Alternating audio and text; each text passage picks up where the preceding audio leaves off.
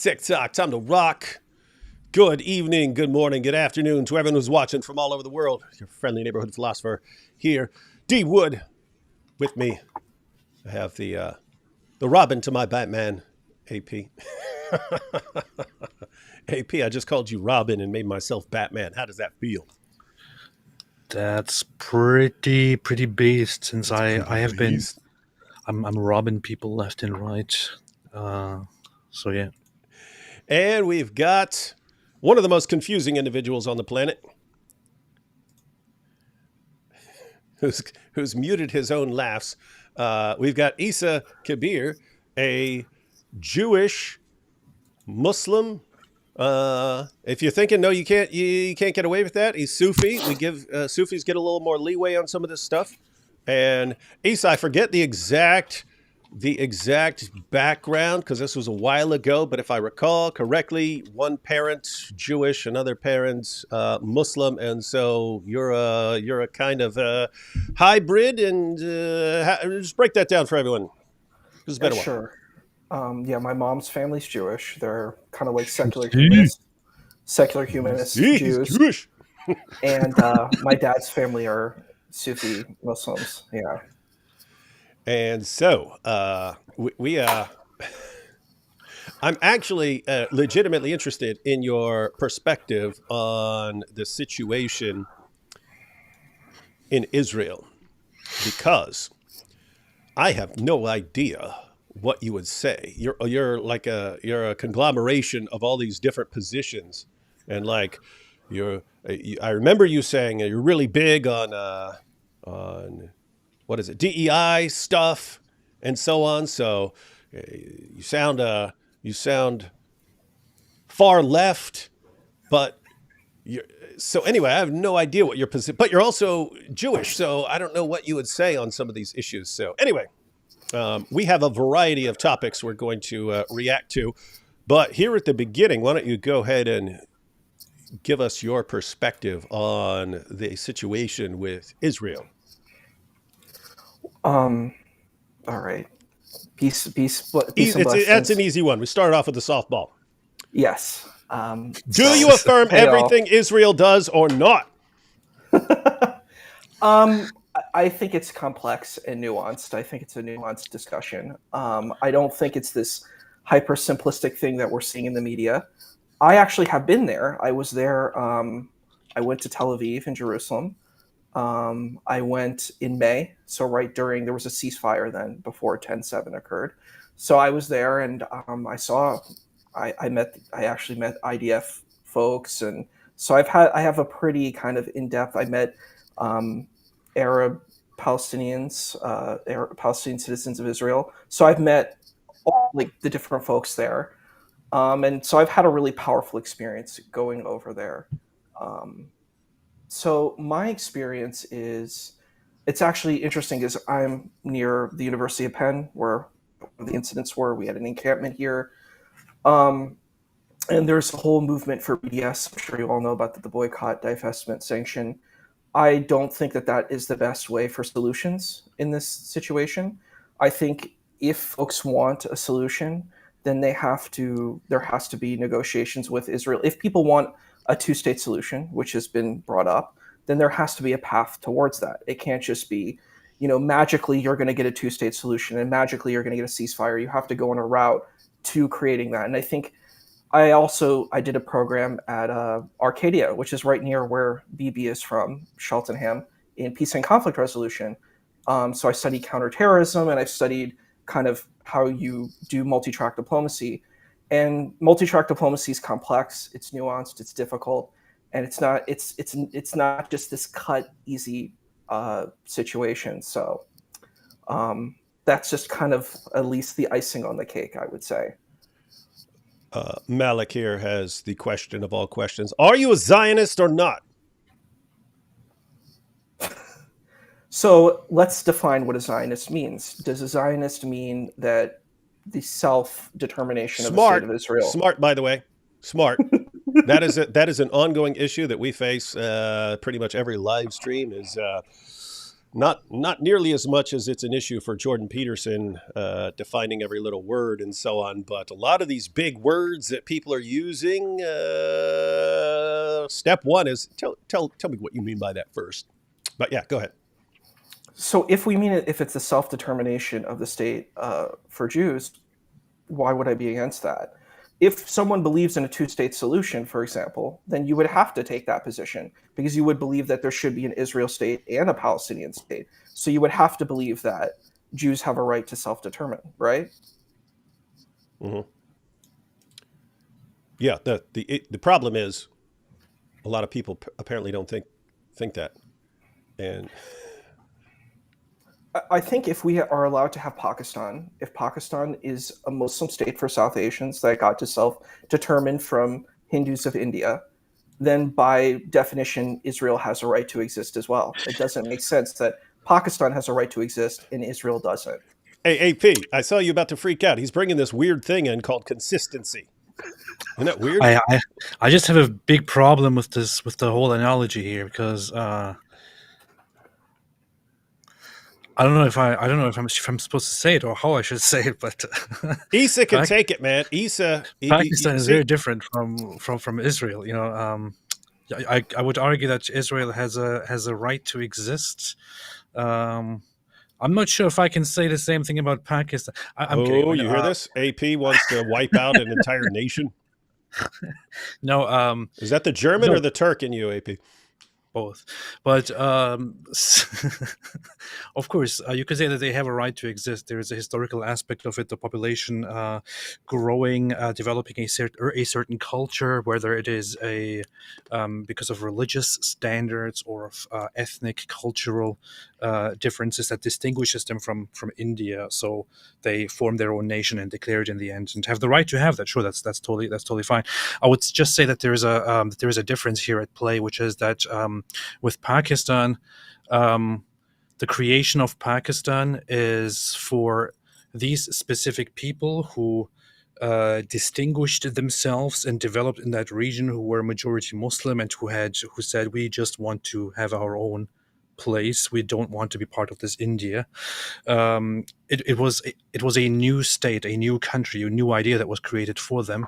With Israel, it is quite different. With Israel, it's not something that is invented or brought into existence because that's just how things happened. It is a state that is considered a recreation, re-established. Because of the Jewish population that was always there, that always lived there, and also for the Jewish populations from around the world that were considered a diaspora and that eventually moved back into this region in order to live there in peace. And which they acquired, by the way, under the British mandate in totally fair ways, and which they deserved and which they deserve to have. If they didn't have their own state, they would still face lots of persecution. So yeah, I don't know. I kind of just have a little bit of a problem with the comparison. That's it. Don't mind me. Just ignore me. I hear your point, and I validate that differentiation. The point that I was making is that I was saying it's this idea of establishing, you could say, a quote unquote religio ethno state for a certain group of people. That's really the only kind of comparison that I was making. But I get that's a fair, nuanced approach to say that Pakistan is kind of a newer situation. Yeah, and I would say that you definitely have a lot of ethnic groups that crossover, like Punjabi people are in northern India as well as Pakistan. So yeah. See, David, you don't have to object to anything that includes Pakistan. No, I wasn't, and that's sort of a base level consistency. Is if you're denying Israel like a basic right to exist or something like that, and whatever you want to say, because it was these other nations, they divided up a line and this and that happened. You have to be consistent and apply that same reasoning to other places and so on. So yeah, Issa.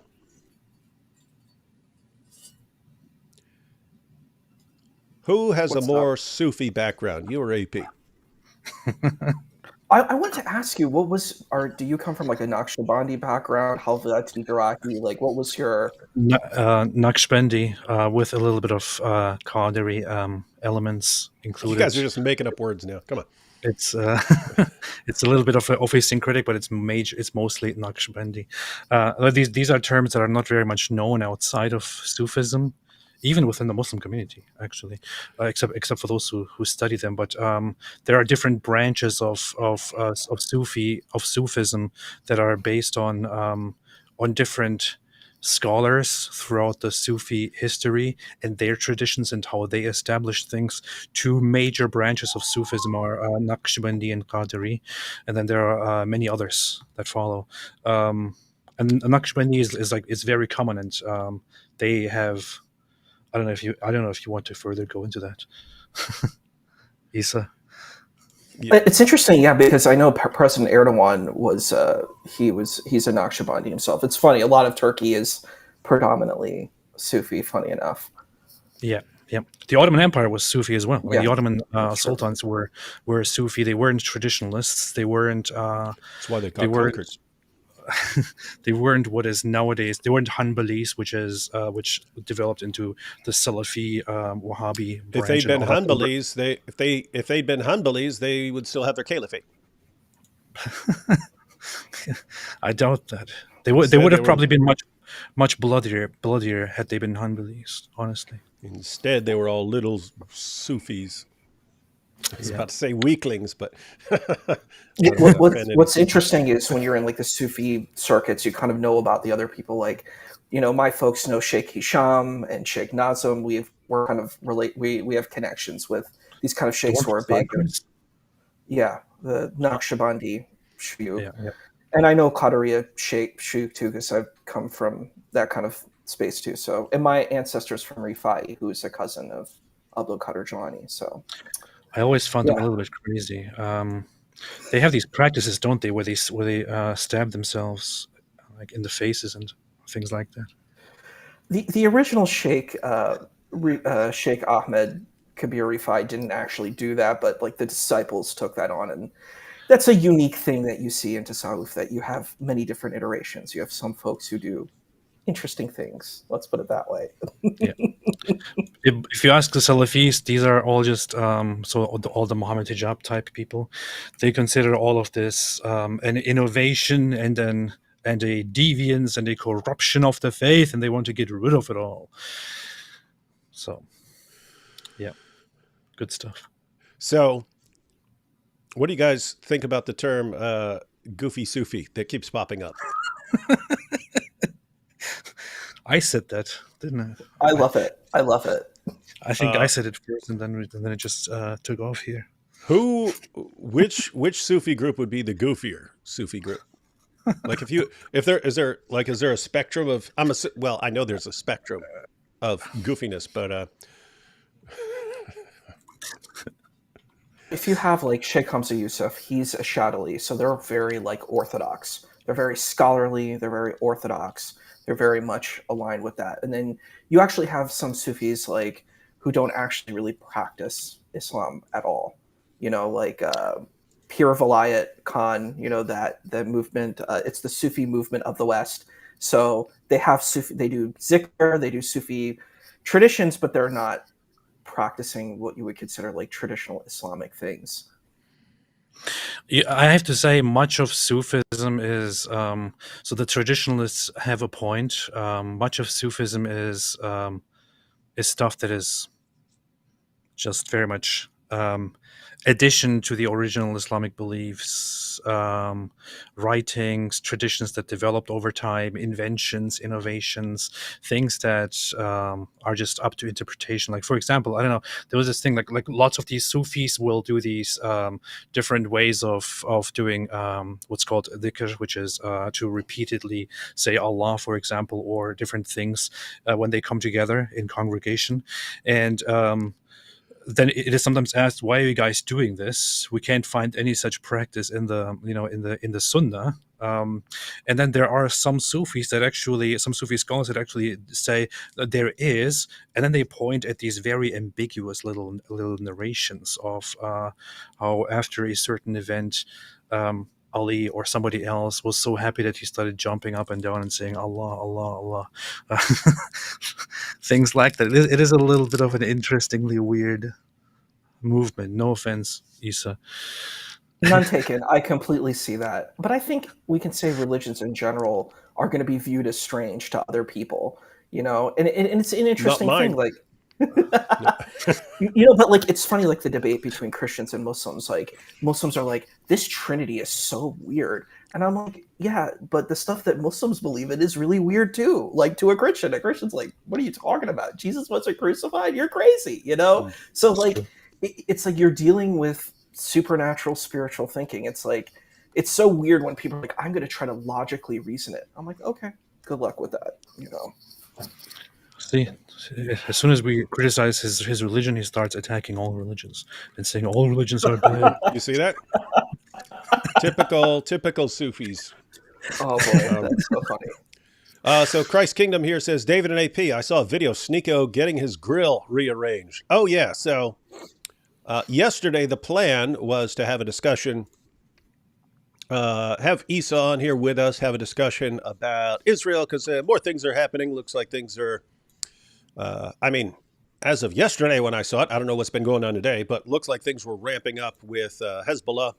And we pointed out before, guys, you're dealing with a completely different kind of army there compared to Hamas. This is, they are a much better trained, much better equipped. They're more of an actual army. So that's a concern. Anyway, then Issa said he'd be happy to discuss that. So I originally titled it something along those lines, but just getting so many messages about Sneako and everything else going on that I figured we had to react to some stuff. Hezbollah is indeed a big problem. It's not like Hamas. Hamas, we said this quite often. Hamas are little obnoxious terrorists. They're a joke. They fully rely on simply stirring up the masses and trying to drag others into this conflict. They openly even say it. They urge Muslim nations to join and to come in and to fight Israel because they on their own they are nothing. Hezbollah is not like that. Hezbollah has actual serious training. They have the full backing of Iran. They are actually in charge of significant parts of government and everything in Lebanon. The last war, 2006, the Lebanon war, was a heavy one, and is actually one that is considered inconclusive as the result. So both sides claim that they won, but it's not clear. It's not easy to point out who actually walked away from it with a victory. So that they can be a serious problem. And right now they keep agitating. Even today, there is a new announcement from Nasrallah, the leader. But yesterday they published a video where they published some drone footage of the Haifa port in Israel, thereby implying that they have aerial access to Israeli ports, and that they might attack soon. So they keep agitating and escalating, firing, and trying to provoke Israel into a war, possibly because Iran wants to do it. This is a big problem. It's not a joke. Not a joke. And that's jury's still out in my mind on what is going through people's minds in Iran as far as the leaders are concerned. It's like they're attacking in every direction. And I'm trying to figure out what the thinking is there. And so on the one hand, I think it's like this apocalyptic thing. Like they're like, hey, let's we can't just we just can't keep going the way we're going. It's not going to work out. More and more people are rebelling against us and so on. So this isn't going to work. So we have to do something right now.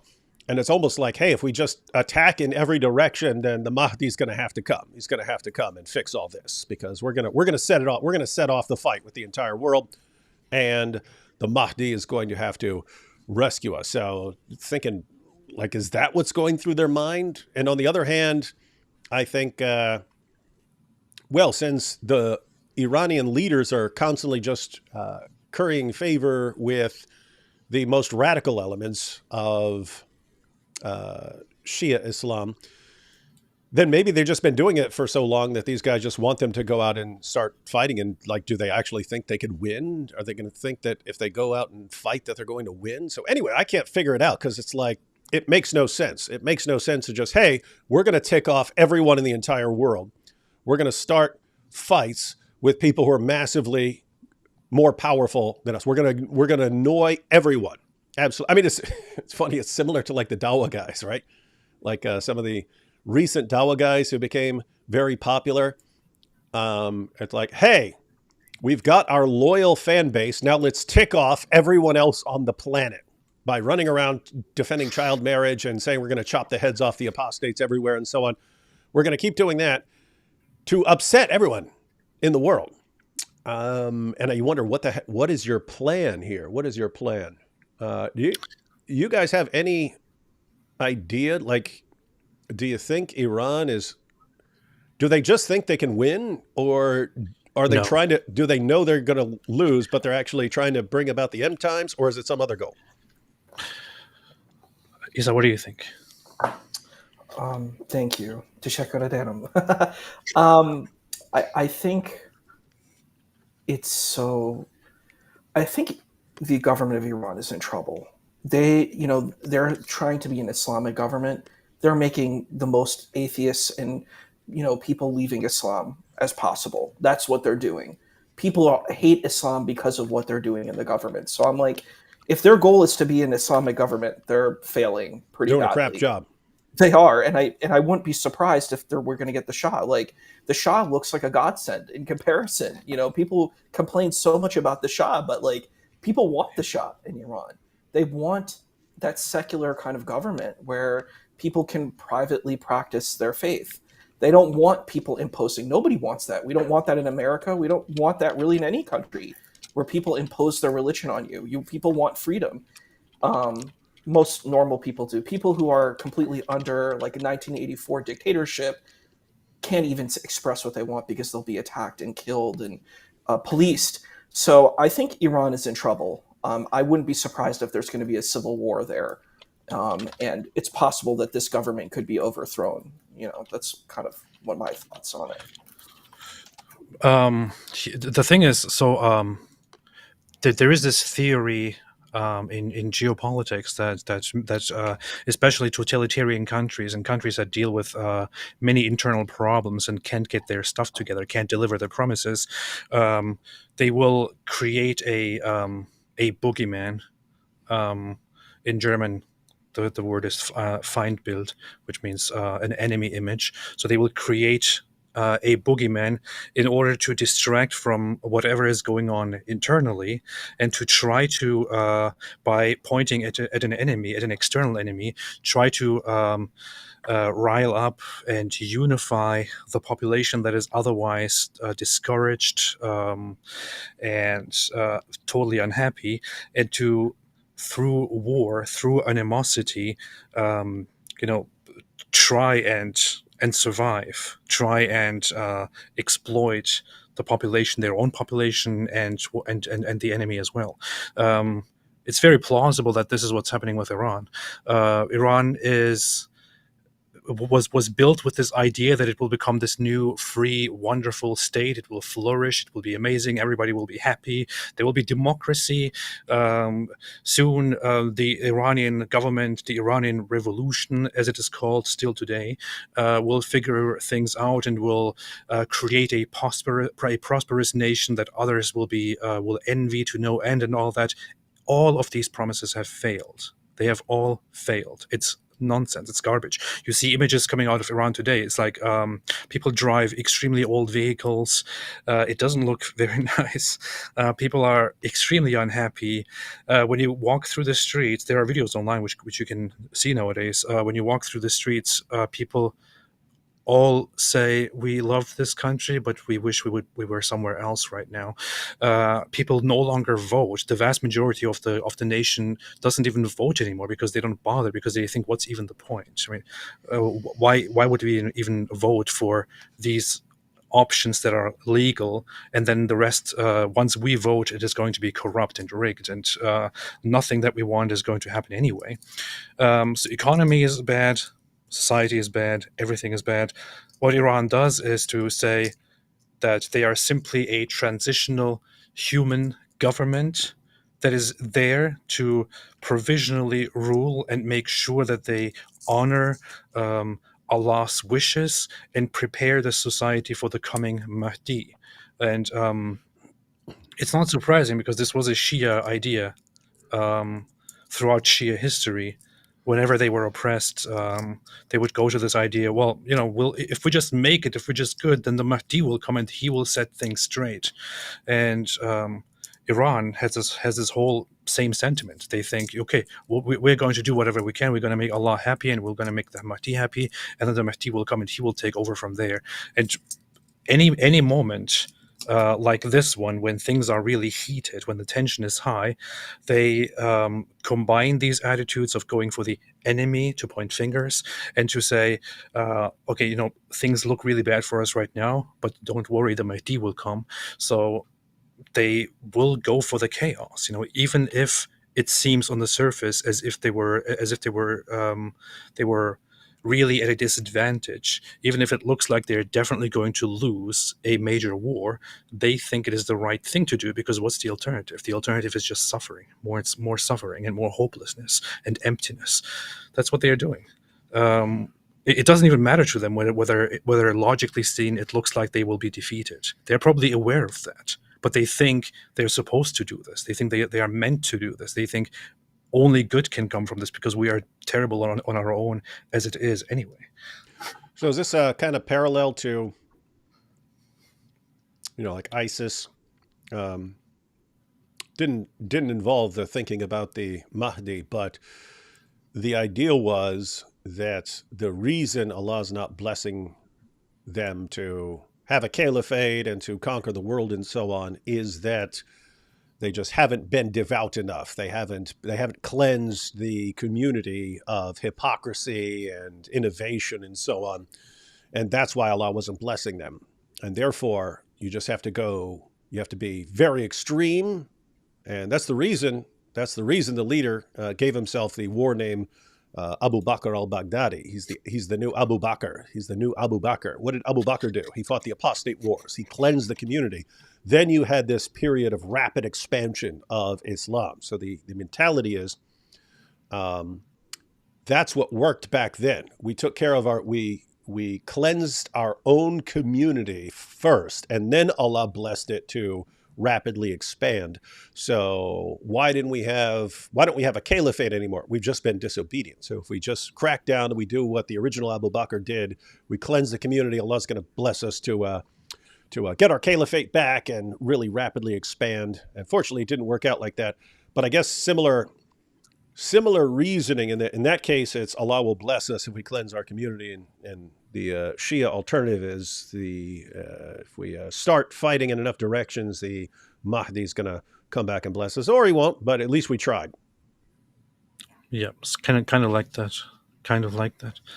A little bit different, but kind of like that, because ISIS didn't even have anything. They just thought, okay, society is really bad. We seem to be in those times, as the Prophet Muhammad sallallahu alaihi wasallam said, that Muslims will be in a terrible situation, a terrible state. It is now upon us to rise up and to unite and to bring about, the unity once again, and then the end times will come, because the signs are all there. That's what they were thinking. It's a similar way of thinking, just a little bit different in practice. Hey guys, have you seen the news about the Yes. Hajj pilgrims dying? What? Have you seen Nope. that? I saw I haven't. yesterday and the day before, but it was like 14. It was like 14. Now I'm looking right now. What? More than From heat? 550 Hajj pilgrims die in Mecca because of the temperature. And then France 24 says the death toll is over 900. What in the what? Yeah. Hey, and jerks in the chat before you start cheering. Come on, don't be scumbags. Talking about people who are taking a pilgrimage. Yes, we disagree with them and stuff. People. Yeah. And it's kind of a weird situation because you want to say, guys, be smarter. Don't go out if it's that hot. Just stay in the hotel or wherever you're staying. Go out at night. I don't know. But really, I mean, gosh, it seems like there should be some adjusting based on the calendar. You can't have whatever it is, 1.8 million people showing up to this big event, and it's 110 degrees outside. Well, in the past, whenever there were instances of many people dying in the Hajj, it was often from stampedes and Remember people a crane tipped over at some point, or yeah, but from the heat, I don't think they don't have proper consistent numbers here. I see CBS News say 500 to 600 people died, and so on. I don't know. That's pretty messed up. I mean, it's still hot there for many, many days to come. Guys. Yeah. If you know any guys, I just wanted to say to anyone who's watching, Muslims who are watching, we know we don't get along all the time. We have had our differences in the past, but if you know some people who are on the pilgrimage right now, send them a message. Say, hey, stay inside as much as possible. Drink as much water as possible. Look for places where you can stay cool because, that's crazy, man. That's crazy stuff. I think there definitely needs to be more safeguards there for all those kinds of things. Like even, all those pilgrimage things, like people making, the circumambulance around the Kaaba and going to the Black Stone. Like it's dangerous. There's a lot of dangerous things there that probably should be regulated better to protect the people, on this journey. And you're right about the heat. Like how much money is coming into Saudi Arabia from pilgrimages? Wouldn't you think, like Israel can afford to pay for an Iron Dome, right? So all these, taking all the pilgrims' money, you could probably create some type of system that would, cool the pilgrims off, right? Yeah, and when you're dealing with that many people, I don't know. It's a weird situation because if it's that hot, I mean, you'd have to like encase the entire thing in an actual dome to keep it cool and keep the AC on or something like that. But I don't know. It seems like there has to be a place for inserting some common sense into this situation of, guys, it's going to be really hot, so why don't we have this thing? Why don't we revise our Hajj schedule? You know what's messed up? I was just putting myself in the position of a religious Muslim as I was back in the day. And I was thinking, what would I think and what would I do if I was on the Hajj? Mm-hmm. And there was this heat that was knocking people out and actually killing them. I see now 550 people recorded at the morgue. And the messed up thing is, I kind of feel like the way I would feel like I'm here to do this Hajj duty once, and it involves things that will necessarily require me to go out there and to walk distances out in the heat during the day. And this is a test, and Allah wants me to go all in and do that. I feel like that's how I would feel. Like and even with the deaths and so on, you could think like that. Even Yeah, with the deaths, yes. it's And these deaths, would and think it's a challenge.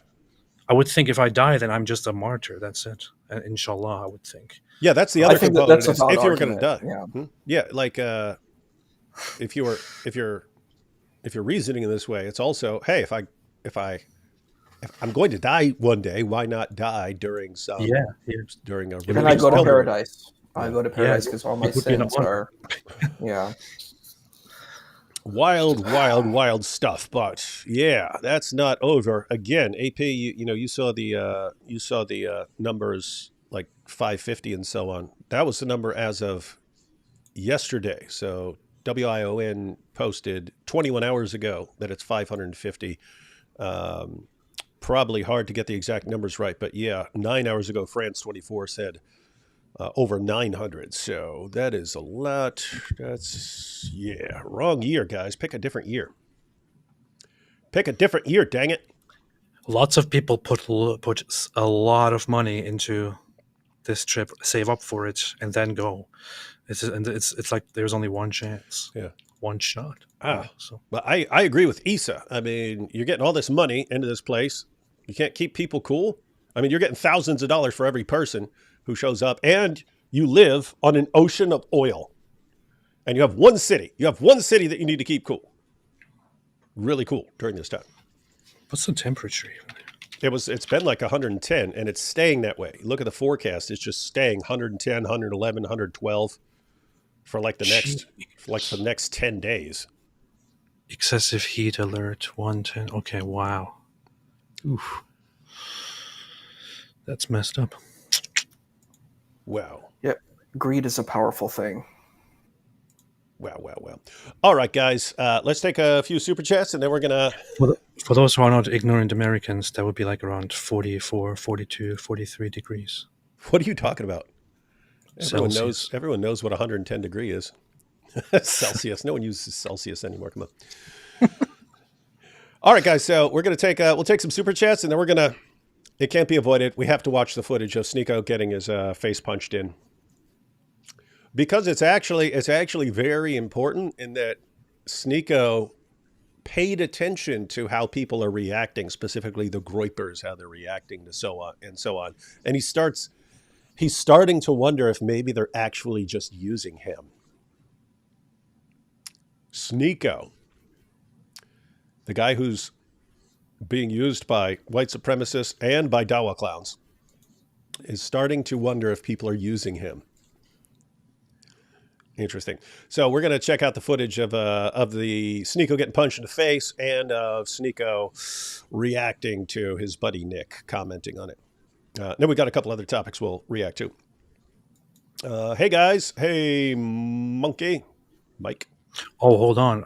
Even to Europeans, it says at the peak it reached 51 degrees Celsius in Saudi Arabia. That's no one knows what Celsius is, dude. That's 120 degrees Fahrenheit. Okay, yeah. Okay, I see. Anyway, continue. No, that's bad, guys. Get out of there. Go. That's really messed up. You don't want to. You're not supposed to live in such a heat. And I haven't even looked at the numbers. But if that's the number that are dying, if it's in the hundreds of people who are dying, you're dealing with lots of people who aren't dying, but they're having strokes and things like that. They're having heat stroke or heat exhaustion and so on. So, yeah, guys. Go back to the hotel. Hey, can Issa give a Sufi mystical explanation for why AP wasn't, in fact, late today, despite our lying leather straps making it seem so? That's cute. That's cute. They're completely serious here. Oh, really? No, I'm just kidding. Hey, here we go. AP, me no like goofy Sufi, me angry, arg, arg, arg. That's about right. Yeah, that's how I sound. Yeah. D Woods AI. Chat is discussing AP's guest. The guest appears to be...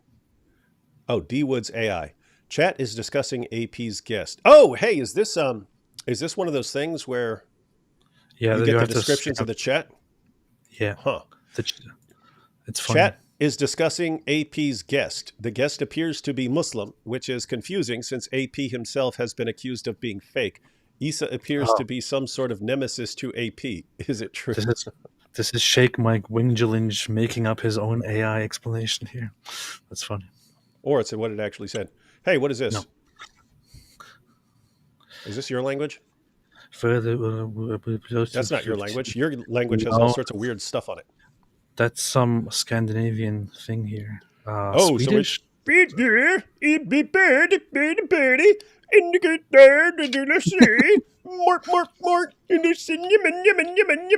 something like that. Yeah. What language is that? Something weird. The fact that terrorists, child books, and to make Zionism as a bad word, if Palestinians... Wait. Go back. Don't tell me what to do on my show. Don't tell me what to do. Go back. Okay, there you go. Aha, how do you not get this? Well, Father, earth, heaven. This is Old English. oh, This is the Lord's Prayer in Old English. earth and heaven. Okay. Wow, that's really old because you can kind of make out. Yeah. Bearden. Nice. Okay. Beast. Okay. The fact that terrorist child, if Palestinians fight for the right to return, they are Zionists. Oh, yeah, right to return. People forget Islam had a reformation. It made Salafis and Wahhabis like the Reformation made Anabaptists. Reformations equal chaos. Alhamdulillah. I made another account. This is Solaria. I made another account linked to the same email, but now YouTube is being stupid and not letting me be Solaria Wheels and Qua in your live stream. You got to switch accounts. Yeah. If you have multiple accounts, you can switch your accounts over in the thing. Big dubs in the chat. What is this Issa guy's opinion on Mike Winger? Does he share the Groyper Top G Chad David Wood opinion of him? Groyper. Oh, yeah. This is important. Yeah. What do you think of Mike Winger? I think I've seen a couple of his videos. He has like a guitar behind him and stuff. He's like total nerd stuff. Like, oh, look at me, I've got a guitar back here. that made me sound. He's cool. pretty well spoken. I've seen him. He's a pretty well spoken apologist. But don't compliment him on this show. Oh, don't compliment him. No. Okay. Those are fighting words, man. Just for future reference, whenever it comes up and we say, "Hey, what's your opinion of Mike Winger?" You're supposed to be, nerd. That's all. You know what's funny? What? Before we went live, I told you that that there is once again this whole discussion going on about Jesus was a Jew, and then the neo-Nazis say no. Apparently, that happened. So Mike Winger made a tweet explaining Jesus was Jewish, and then further explaining this, and then the neo-Nazis started going all crazy on him, and he was not a Jew, and then he doubled down, and he's like, this is a serious issue. I mean, if you guys really respond like this and actually get more likes than that very tweet which says that Jesus was a Jew, then this is just misinformation and just and terrible. And I don't know. He apparently started this whole discussion again. Oh well, he ruined it. That's what he does. I had a question. What up? did you think about that debate that you had with Imam Kenny Boner, where you debated? Did you hear what you just said? Was that a Freudian slip or deliberate? I don't know. I'm not sure. Okay, good. Imam Kenny Bone. Dude, get your mind out of the... You see what these Sufis are like, everyone? You see where their minds really are? Anyway, good. Yeah, so, anyway, what I really meant is Imam Kenny Boner. You're funny. But you had this debate with him about, is Jesus a Muslim? And it was the most bizarre debate that I've seen. I actually had talked to him. We had a conversation about Israel, Palestine, and I took more of a nuanced approach, and he was just like, yeah, Palestine's pretty much right. And I was like, okay. I mean, that was pretty much our conversation. Mm-hmm. But he was going into the debate with you about that, and I was like, please don't do it. Don't go into that debate. And it just was really kind of sad, because I'm like, what are you defining as a Muslim? Mm-hmm. Are you saying a Muslim is a believer? If you're saying that, then you're a Muslim then. Like, what's everybody, like you could just say everybody's a Muslim, you're a believer in some way or another. So it's like this weird thing. Or are you saying a Muslim is a person who prays 5 times a day and does these certain kind of rules, and that makes them a Muslim? Or is a Muslim who believes in God and the Quran? Then a Baha'i and a Druze is a Muslim. Mm-hmm. You know what I mean? Like, really, what's a Muslim? It's like, it was kind of bizarre. And I was just, what did you think about that? Like, his kind of argument for, saying Jesus is a Muslim. Well, I thought his argument was terrible, but I think the general argument is terrible. And along the lines of what you're pointing out, Matt Dillahunty during the Q&A actually brought it. He's like, so I think it was like, well, so would David be a Muslim according to this? But yeah, it's this weird situation of it's not just him. It's not just him. It's pretty standard in the Dawah community to they'll put signs up at their Dawah booths. Jesus was a Muslim. Ask us why, and so on. They'll put these signs up, and then if you all they do is say Muslim just means a person who submits to God, and so here you have Jesus submitting, and so therefore he's a Muslim. When guys, you know there's more packed into the definition than just one who submits in any way whatsoever.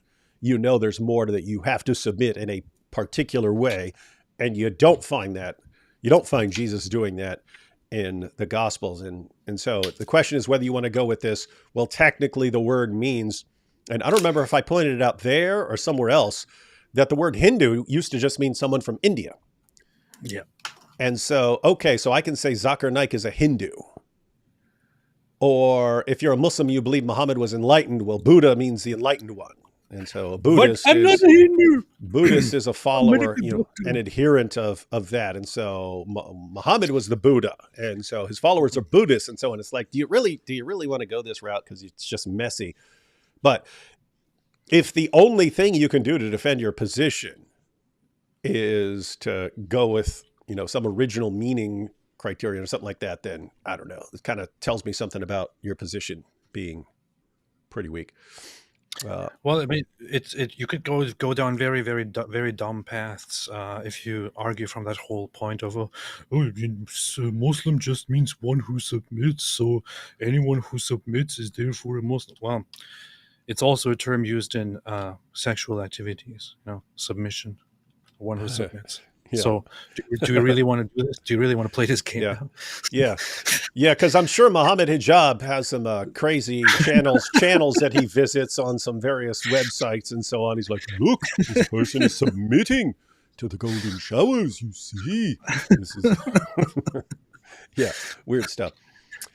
Sheikh Mike Zwingling. All of this is innovation and deviancy, worse than the new generation. Oh, Star Trek. And even worse, it's the religion of the Turks. May Allah's curse be upon it. Yes. Pretty harsh language from the Sheikh. He's a hybrid. He doesn't run on gas. Because I called you a hybrid earlier.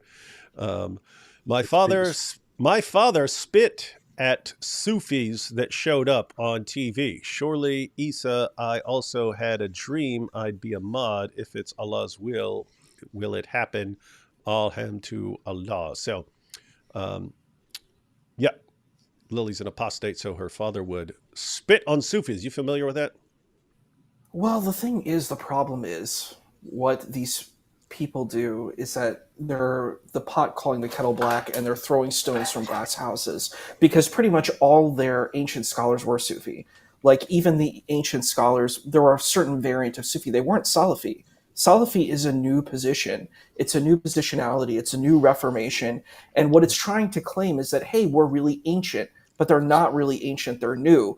And they are trying to, say, well, we're the bosses of the situation now. And because they implement violence, if you go and you fight and you hit people and attack people who are peaceful are like, whoa, what's going on? The violent people, it's unfortunate. It's a very unfortunate situation. So they said, we're going to be nasty, violent. And I've seen them, like, people will curse. And I'm like, what kind of Muslim is this? Like, according to your own standard, like, don't you believe you're not supposed to curse? You're supposed to have good character. You're supposed to have good manners.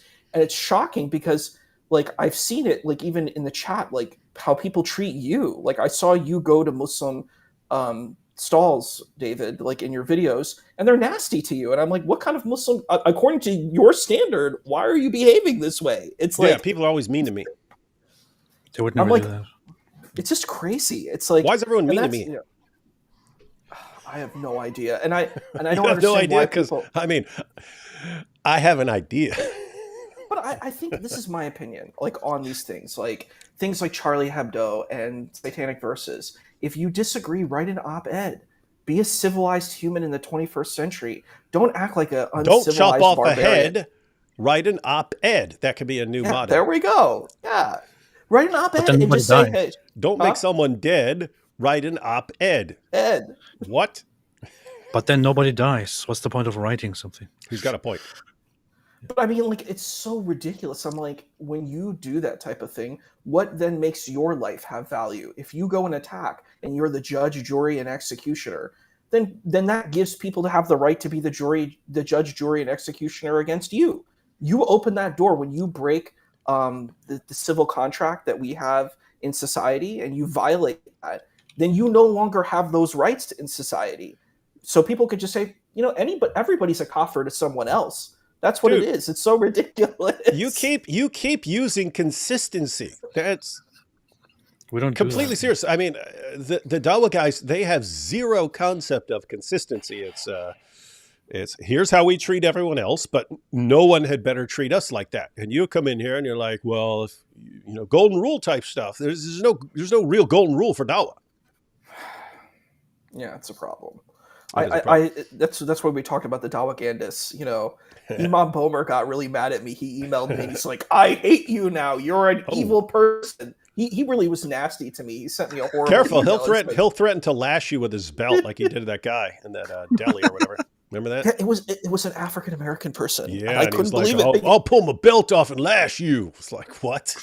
Because his whole goal was to show how he's really very honorable to the African American community. He had African American guards, bodyguards, and he was like, I'm very pro-black, and I was in a black hip-hop band, and I came in through Islam, through Nation of Islam. And then he said that thing. I was like, brother, I get that you want the fried chicken, but maybe you should just go somewhere else, my man. It might be a better what is this wrong with this dude, man?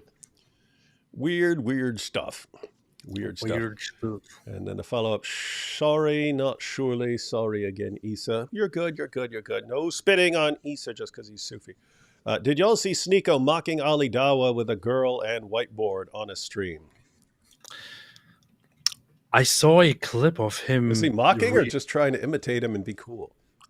I don't know. I think it was kind of a parody of it.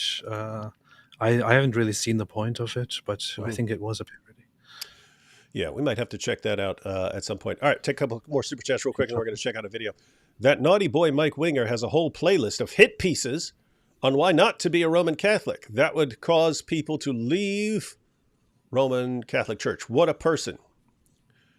All Mike Winger does is attack everyone else. And if you asked him, okay, is anyone a real Christian? It would be a church of one. Mike Winger. According to Mike Winger. The Church of Mike Winger, one member. He's the only one who qualifies as a real Christian. Why do we call terrorists extremists when, in fact, these people are the ones who are practicing the religion of Islam correctly? The mission of Islam is to conquer everything, right?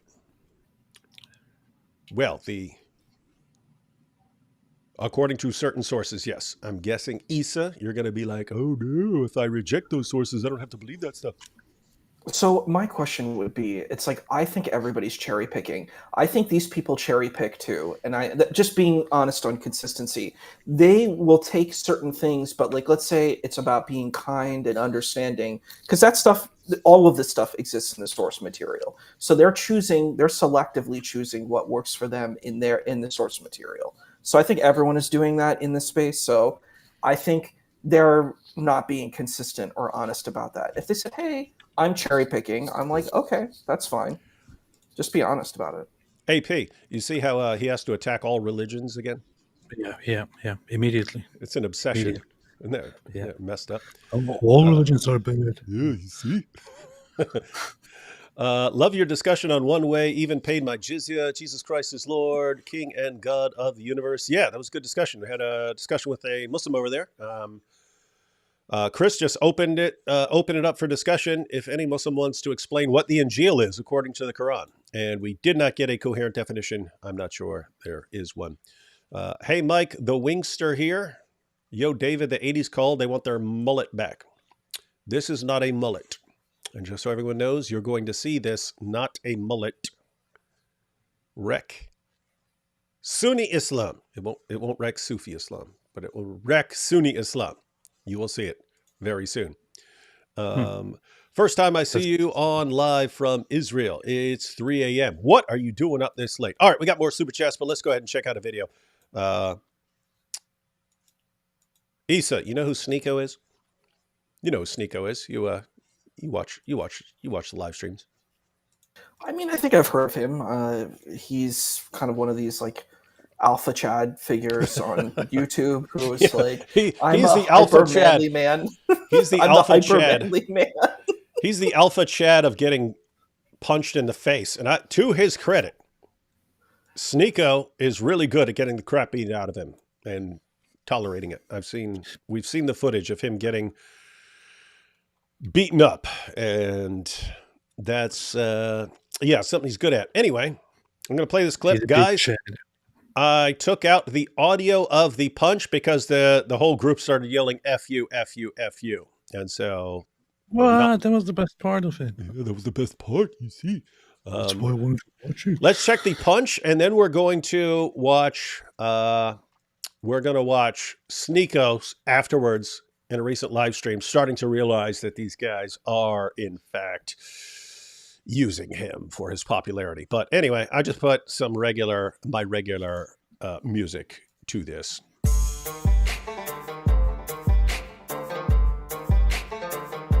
Yeah, I had that clip ready because that's the boom boom room coming up. Sorry, Issa. All right, so this is the security guard.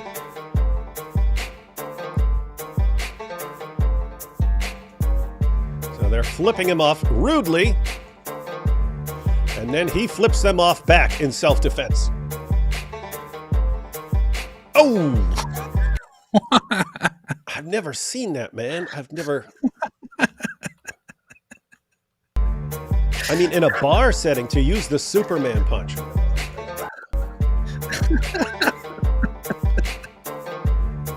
I should have done a slow motion version, guys. But what you're seeing here is he's dancing. They're flipping him off. He's flipping them off.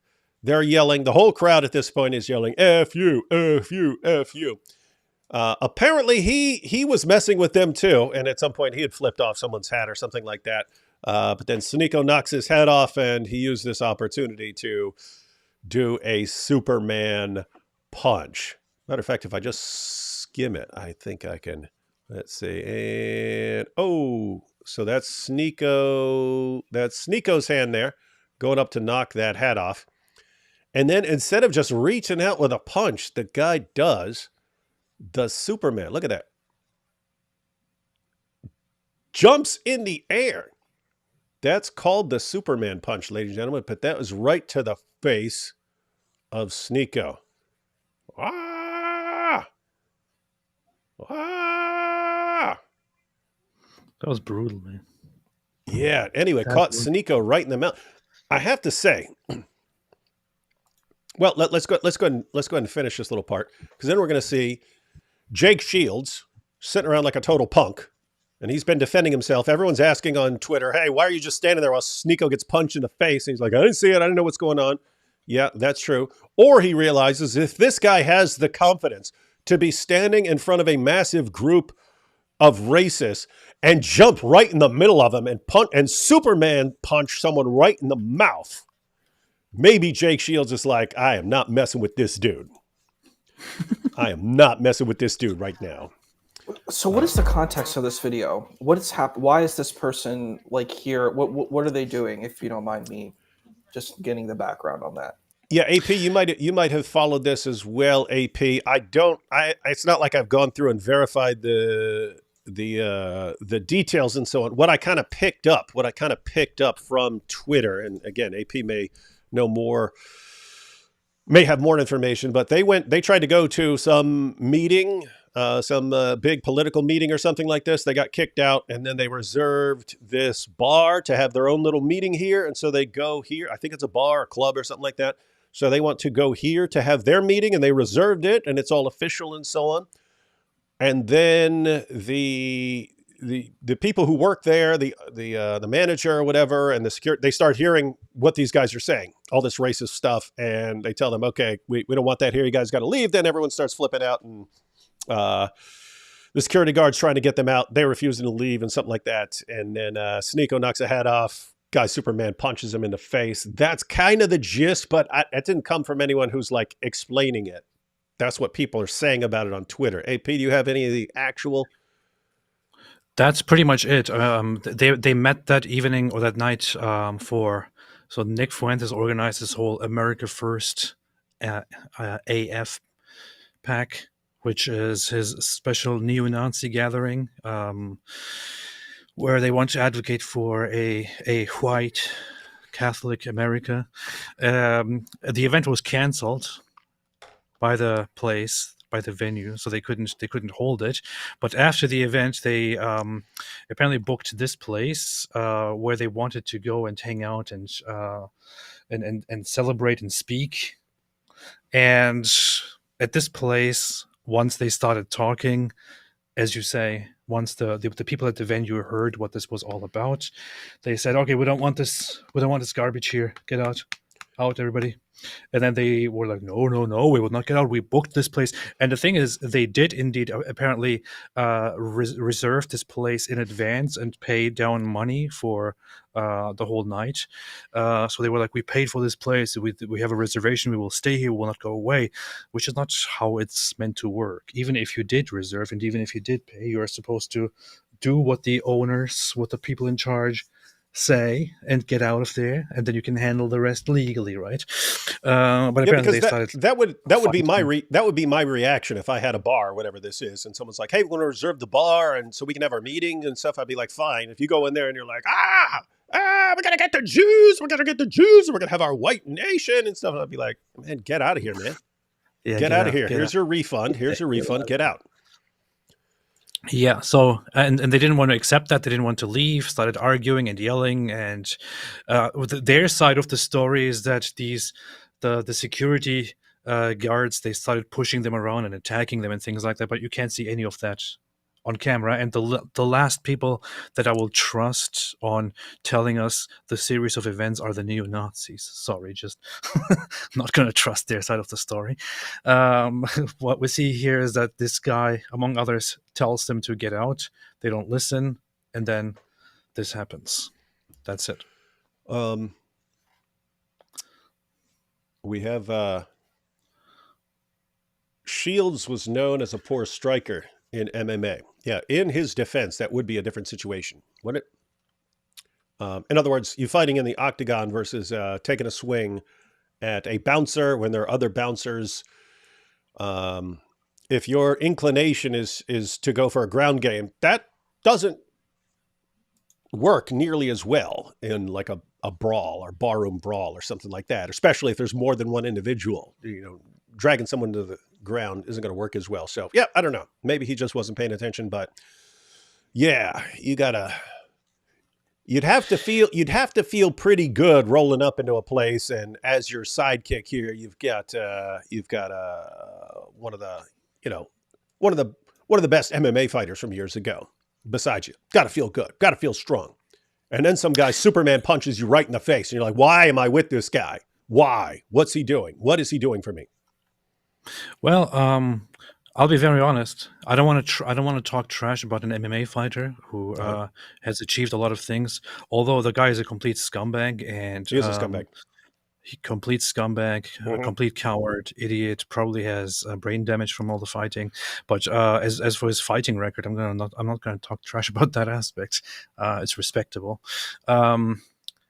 However, even in this situation, to be very honest, it's probably the right thing to do, not to not to respond violently, right? But at least you could just say that. I don't know, though. It's like responding to this and then this breaking out into a huge fight. Yeah, it's possible, but I mean, serious. It's Sneako, right? He's like this little guy, and you've got this big bouncer jumps up and busts him right in the face. Like, you're not going to do anything? Yeah, maybe jump in at least try to get in between and all that, but I don't know. Yeah, not sure. All right, well, let's go and finish this. Tooth chipped. Yeah, we got ow. So that's Sneako. Sneako can take a punch. Say what you want about Sneako. That boy can take a punch, man. So there's Jake. What's going on there? Wait, let's go back. Here's Jake. There's Jake Shields standing around while Sneako gets his fronts knocked out.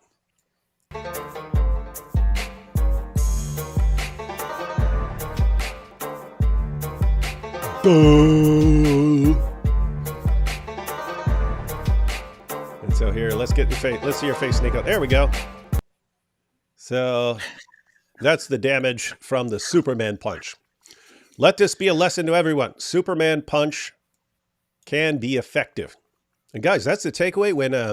When something actually goes down and someone needs to take a swing and so on, there's a reason you don't want to go to a martial arts class and learn this. Okay, he grabs you here and then you do this and then you twist this behind this and then you bend over, you bend his arm back this way and stuff. It, like, when you get hit with the adrenaline, you're going to revert to what comes most naturally to you. And it's not going to be this long sequence of moves unless you've just done it so many times that it has become second nature.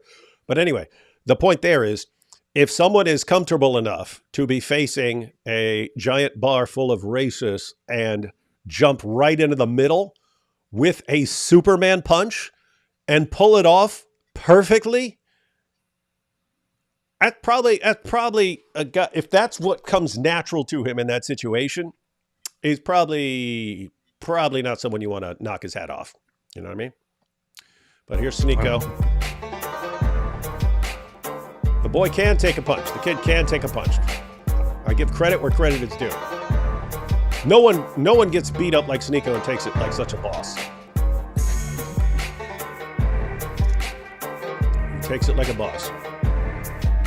Although his eyes do look a bit teary, I have to say. All right. What is he saying here? Why are you playing the audio here? What? What is I he don't know. saying? I just cut out the audio because I turned it on. And it was like, F you.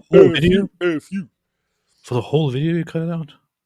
Well, I wasn't paying attention. I just stuck it in there, man. I just cut the audio. Think I wanted to go through every second?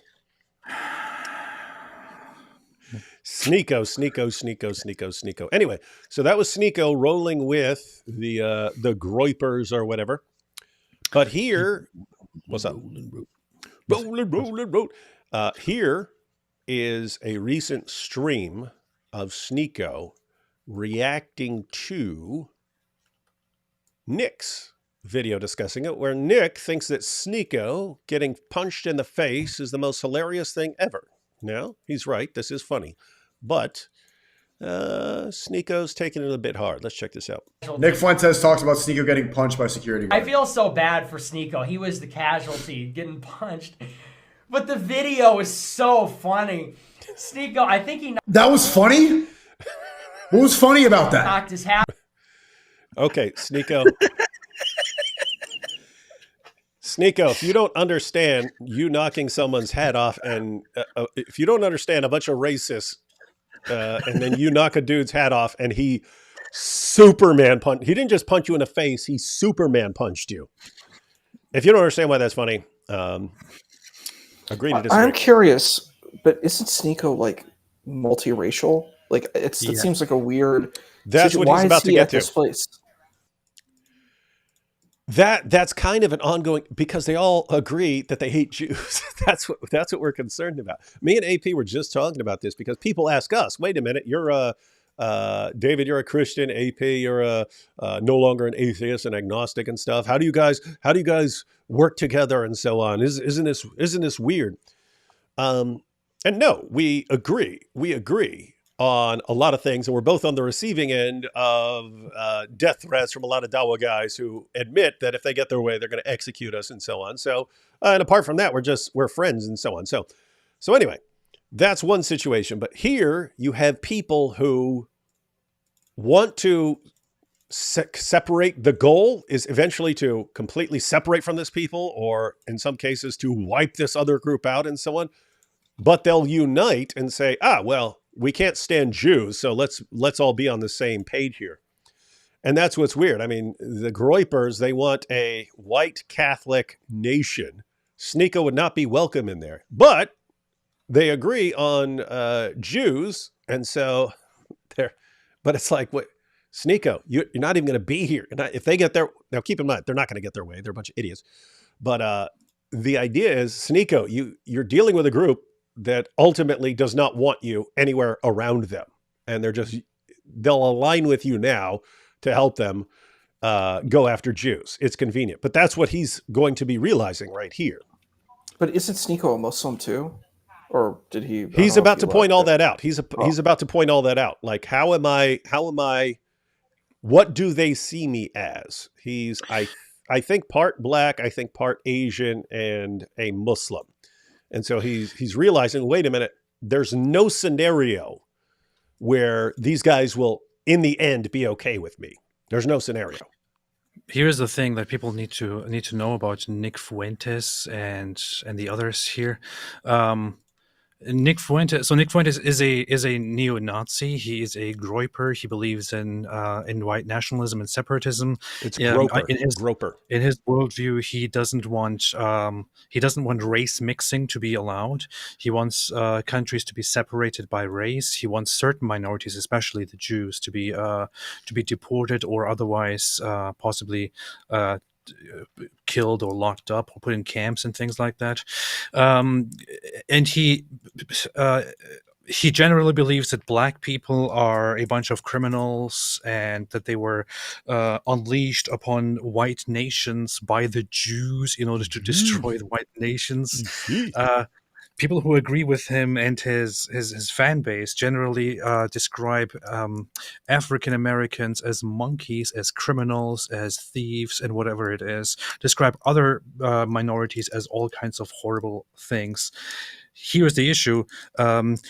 He also, however, sides with people like Sneako, whom he takes on his camp, or attaches himself to Kanye when he gets a little bit manic, or starts fanboying Candace Owens when Candace says something bad about Jews, and he's only doing this to use them as useful idiots. And Nazis in general, these white nationalists in general, use these people as useful idiots. In fact, there were some leaked messages which are confirmed to be completely authentic between Nick Fuentes and Milo from years ago, where at that time Nick was hanging out with Laura Loomer, who is Jewish, and some black gay guy.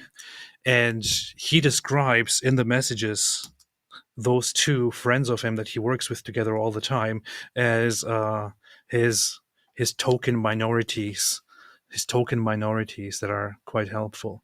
So this is how he refers to these people. This is actually how he sees them. He says it right there in those messages. If you are now a mixed black Latin American person, or whatever mix Sneako is, or anything else, and you are actually true to yourself, and you have a little bit of integrity and self-respect, you should immediately condemn and reject and distance yourself from somebody like Nick Fuentes, who is quite open in using you. However, he's surrounding himself with these idiots, which is why they are called useful idiots. It is. I don't know. It's nuts. Again, I don't know. I think, like, even if I'm having a discussion with a Muslim or something like that, if the topic is the existence of God or a creator or something like that, hey, I have no problem if I agree with someone on something. Hey, we agree. There are lots of things. You can point to any group in the world. I agree with them on certain things and I disagree with them on certain things and so on. As far as like uniting and rallying around a cause, uniting with people who ultimately want to expel you from their society or wipe you out or something like that because you hate this, you hate these Jews or something like that. It's really, really weird situation. But incredibly stupid. Sneako here starts picking up on it a little bit. He'll forget it. I want to say one thing too that I'm really impressed with you gentlemen on is that you call out anti-Semitism, and you need to. Anti-Semitism is on the rise. It's a horrible, awful thing. My family were refugees from Eastern Europe, Russia, Ukraine, Romania, Hungary in like the late 1800s and early 1900s from anti-Semitism. So it is real. It is evil. It is horrible, and it needs to be called out. And I really appreciate seeing that on the channel where you call out anti-Semitism. Did you just say it is real? Huh? Oh yeah, I did say Israel. But it is real, but real, yeah. And I think and this is why I think I understand. This is why people need to understand why Israel needs to exist. Like, people are very upset and angry, but I'm like, Jewish people have been oppressed for millennia, and this is a safe space. That doesn't mean that Palestinians can't have a home too, but it's like that's the issue. People get really upset and they're like, well, Jewish people can't have a home. I'm like, based on what? They're like, oh, it's colonialism. I said, most countries are based on colonialism and imperialism. Like, you can't separate it. You can't say, well, one's imperialism and colonialism is better than another's. If you want to say that Jewish people are imperialists and colonialists, you have to say the Muslims are too. It's just you can't hold that. You can't. It's an unfair, disingenuous standard. So That's true. Mm-hmm. Yes, We have a problem with anti-Semitism.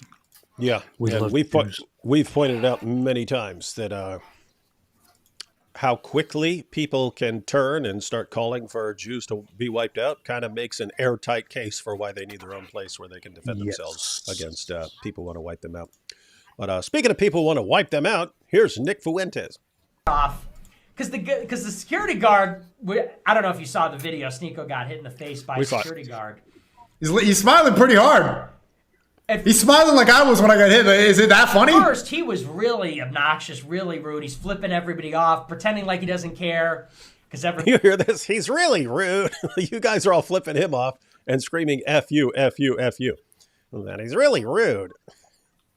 He was giving him a lot of guff. So he's flipping everybody off. He's dancing. Somebody knocks his hat off. He goes, okay. And then he leaps into the air, pulls the fist back. Bro, he's wheeze laughing.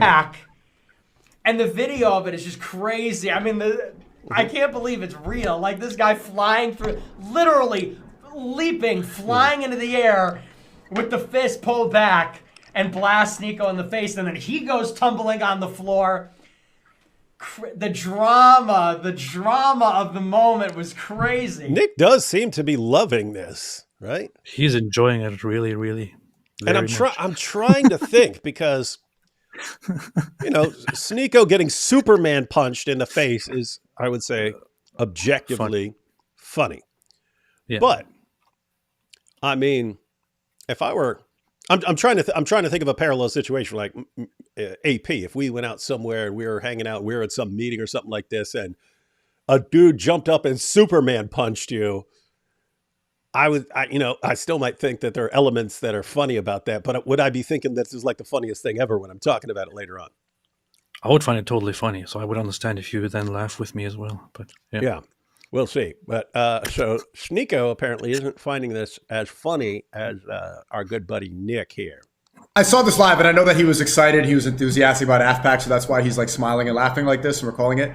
2, it's also, there is a funny aspect to it. With 3, also, I was watching this, and I'm like, bro, am I like Samuel Jackson to Leonardo DiCaprio in Django Unchained? Like I'm never, like, that made me realize that I support the America First movement, and I think that we should remove Israel's influence on American politics. But no matter how much I agree with that point about removing Israel from America, I'm always going to be a to them. He said, I'm always going to be an N-word to really? them. Yeah. Yes, Sneako. Yes, precisely. That's what you're going to be to them, always. That's precisely what you're going to be to them, always. Mm-hmm. You are a useful idiot. You're a useful idiot. That's what you are to them. And they will happily also call you that to your face or behind you. That's what you will stay. But I want to say something on the whole. I agree with the America First movement and the Israel thing, but I will get to that. Issa, go ahead. Yeah, my question is about this idea of Israel being out of American politics. What does he expect it there to be?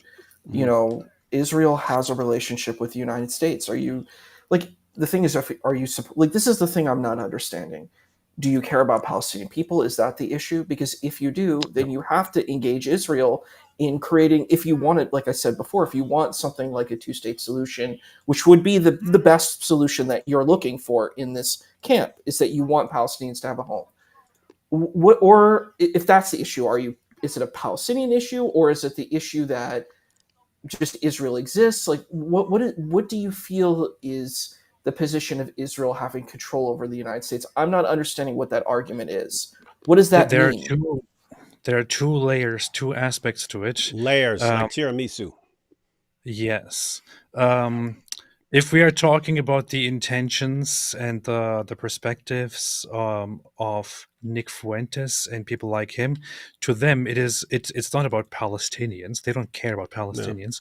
To them, it is simply about Jews and demonizing Jews, getting Jews completely, any Jewish influence or presence out of America, out of the West collectively, and then possibly out of the world entirely. That's what it is to them. So everything else is just an excuse. When it comes to Sneako, asking what exactly the point is already too much, because Sneako doesn't really know what the point is.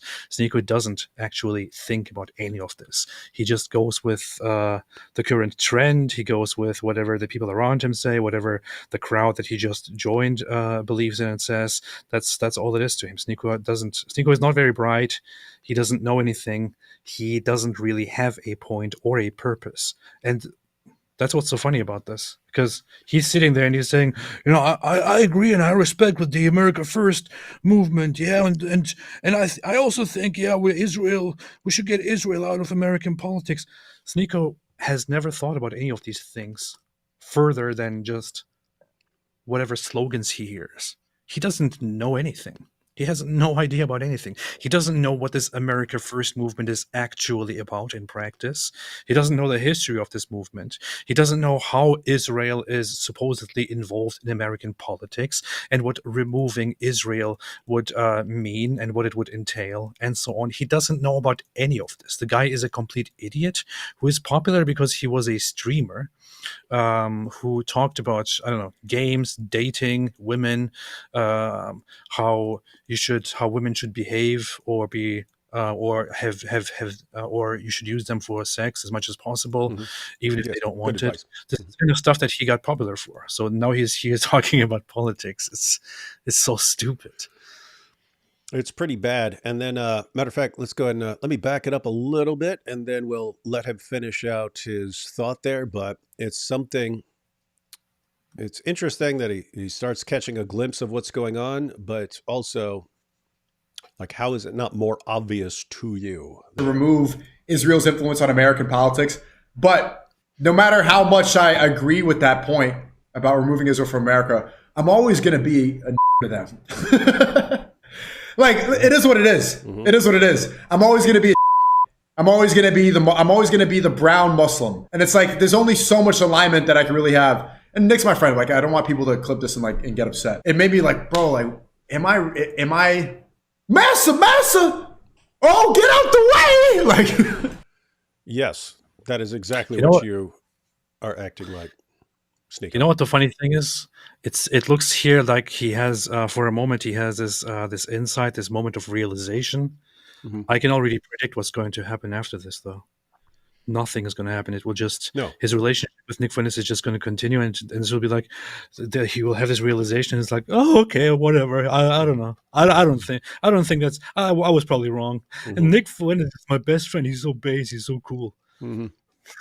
Yeah, I have another question too. Well, one second. I just wanted to sort of the thing that he missed there. The thing that he's missing is you've got the groypers who are using him, but the other guys who are using him are the Dawah guys, right? Yes. Everyone's using him just to get access to his fan base, and it's like, Sneako spends all these years becoming more and more popular for whatever kind of videos he's making and so on, until he gets this he gets a really big crowd of followers, and then you've got all these Nazis and Dawah Gandists and so on, and they use him,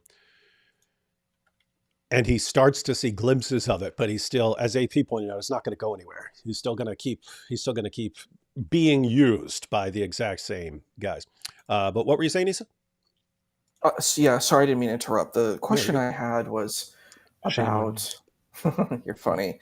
My question is this anti-Semitic strand. I don't really get it, because I'm like, all the heroes that you have are Israelites or Jews or Hebrews.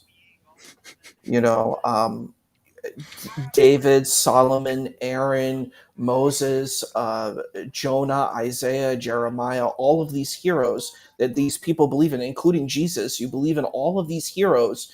What do you think that they are? Do you think they're Italian and Irish? I mean, these people were all Israelites or Jews or Hebrews, whatever term you want to use. It's just so bizarre to me. I'm like, what are you doing? Like creating a retcon of history? Are you trying to change history? Like, that was the bizarre question that I saw in that debate with you about, is Jesus a Muslim? Like, did he pray 5 times a day? Did he go to Jummah prayers? Did he give zakat? You know, Jews actually have to give 10%. They can't give 2.5%. They have to give, 4 times that amount. Did he fast the month of Ramadan? Well, he maybe fasted, Yom Kippur or Tisha B'Av, those holidays, like the whole day fasting. But did he make salat? Did he do any of these 5 pillars? I mean, if you say he didn't, then why would he be a Muslim? I don't. It's so bizarre. I don't get it. I don't understand it. In fact, Jesus preached inside a place of worship in a building. What kind of a place of worship was that, David? A mosque. It was a synagogue, wasn't it? That's true. It was a synagogue. Isn't that weird? It was a synagogue. Among the doing religious Dawah. Jewish preachers with the Torah in the regular traditional Jewish attire and way. He was standing there and was invited to preach inside a synagogue among Jews. Yeah, it's weird. Because he was a Jew like all the others. They were really friendly towards Palestinian Muslims. That's the thing, Issa. You're who are you talking to, you're Issa? muted. You're muted. You're muted. Yeah, you're muted. He's still muted. You're still muted. Sorry. No, I'm here. I'm here. Yeah. Yeah, it's just it's so bizarre to me, and I don't understand it. And I think it's just a strange analysis, and it is anti-Semitism. It is horrific, and it's like, I'm tired of racism and bigotry and hatred. Like, it's exhausting, and it's like, you want people to respect you and give you dignity and give you honor, and then you hate other people. It makes no sense to me. You said it, like people say, I want you to care about Palestinians, and we should. But you're playing this game where you're like, want you to care about Palestinians, but don't care about Israelis. Don't care about what happened on 10/7. You need to care about 10/7. And I saw you gave a commentary on Bassem Youssef, and he did it right. Whether you agree with him or not, he condemned Hamas. You have to condemn Hamas. You can't play this game where you're like, their resistance. I'm like, this is not what resistance is. You don't kill, murder innocent people and assault people. You don't do that. And then you don't make lies up and say that didn't happen. It did happen. And it's just so dishonest and disingenuous. And it hurts me when I hear that. Like, it's so awful, Well, it's kind of sounds like white colonialism when you deny people their right to go around and murder and kill and rape people. So it's it's very offensive, honestly. But the thing is, when it comes to their respected figures being Jews, this is one of those issues, and I briefly brought that up earlier because it's happening right now again on social media, where certain people, certain Christians, in the face of these neo-Nazis, who, by the way, Nick Fuentes doesn't just claim to be a secular neo-Nazi. He claims to be a very religious Catholic, and he wants Catholicism as a state religion for America, and wants it to be basically enforced, and believes and tries to use and abuse Christianity as propaganda and Catholicism as propaganda. So he firmly, supposedly believes in Jesus. So of course, the curious thing is that he himself and all the other gropers, as they are called, are significantly less Christian than the average atheist or than anyone that I know, honestly. Terrible Christians for some reason. But they do believe in Jesus. And when you bring up to them that Jesus was actually Jewish, that he was actually a Jew, they actually start having a problem with that. And they start trying to argue with you and trying to rewrite what it means to be Jewish. They say, no, he was not a Jewish. He was not a Jew. He was not Jewish. No, he was only from a place where Jews were. Because they're sick. They are paranoid. They are sick. They are so filled with hate that they will lovingly ignore these truths. They fail to realize that their greatest hero was actually a Jew in a Jewish society surrounded by Jews, that anything that happened between him and others was an internal event among Jews. It is stupid. It is, you can't expect much reason, much rationality, much intelligence on their part, because all they do is people want to, find someone or something to blame because things are not going the way they should be going according to them in their lives, or because, I don't know, they can't get out of their rooms. They are pathetic individuals, can't get anywhere in their lives, and they think, well, who is to blame for all of this? Who is to blame for all of this? Well, easiest target, Jews. That's it. Let's just blame the Jews. Let's blame the Jews for everything that happens to us. So they go for that. Because the easiest target to always blame for anything that goes wrong in your life, in your society, were the Jews, historically speaking. And that's what they're doing too. Or that's the what Turks. they do. Yeah. You should start blaming the Turks for everything. Yeah. Terrible people, yeah. Let's check out some super chats and then got a little bit more. Is the Quran also sarcastic when condemning Jews and Christians to hell? I see sarcasm in Quran everywhere I read now. Yeah, so this is based on the earlier discussion on Chris's channel, where going through all these passages that affirm the Torah and the gospel, and the Muslims' response was that Allah's just being sarcastic in these passages. So that's interesting. That's interesting. Pray for the souls of the Muslims that lost their family members in Mecca. This is a huge tragedy. Yeah, because again, guys, it's hot for several more days, and it's actually getting hotter. It's actually getting hotter there. So again, if you know anybody who's over there, if you're a Muslim, you know anyone who's over there, send them a message. Tell them, guys, come on. Don't be stupid. Do you think a Muslim would mind dying during pilgrimage? If I'm not mistaken, some of them would actually be proud of it. Yeah, that's what AP was talking about earlier. Yeah, yeah, you could say, hey, good way to go, being faithful. Pray for the souls of the Muslims that lost their lives in Mecca, and also pray for the families that are suffering right now. Robin Hood says, wanted to get my super chat in before boarding a flight to Ukraine. Pray for Ukraine and Israel. Thanks for all you do. And to Ukraine, eh? That's based. Happy to catch you guys live again. Have you seen where people are buying pigs in land where mosques are supposed to be built, so Muslims are forced to stop? I did see people spreading pig waste on a field to dissuade people from crossing in. Where was that? Poland or something? You see what I was talking about, AP? Nope. It's pretty rude. They were spreading pig crap all around the border to try and convince people to not walk through it. That's pretty rude. Pretty wild. Remember, guys, they love death more than we love life. If they die, they die. Rocky reference. That was Ivan Drago. If he dies, he dies.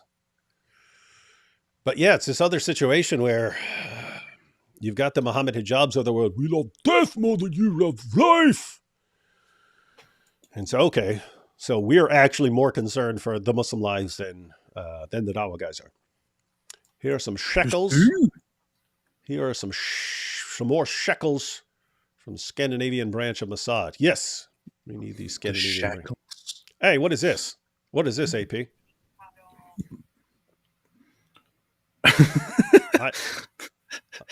Nothing. It says something very nice in Turkish. Yeah. Oh, okay, cool. Nice. Yeah. Something very nice.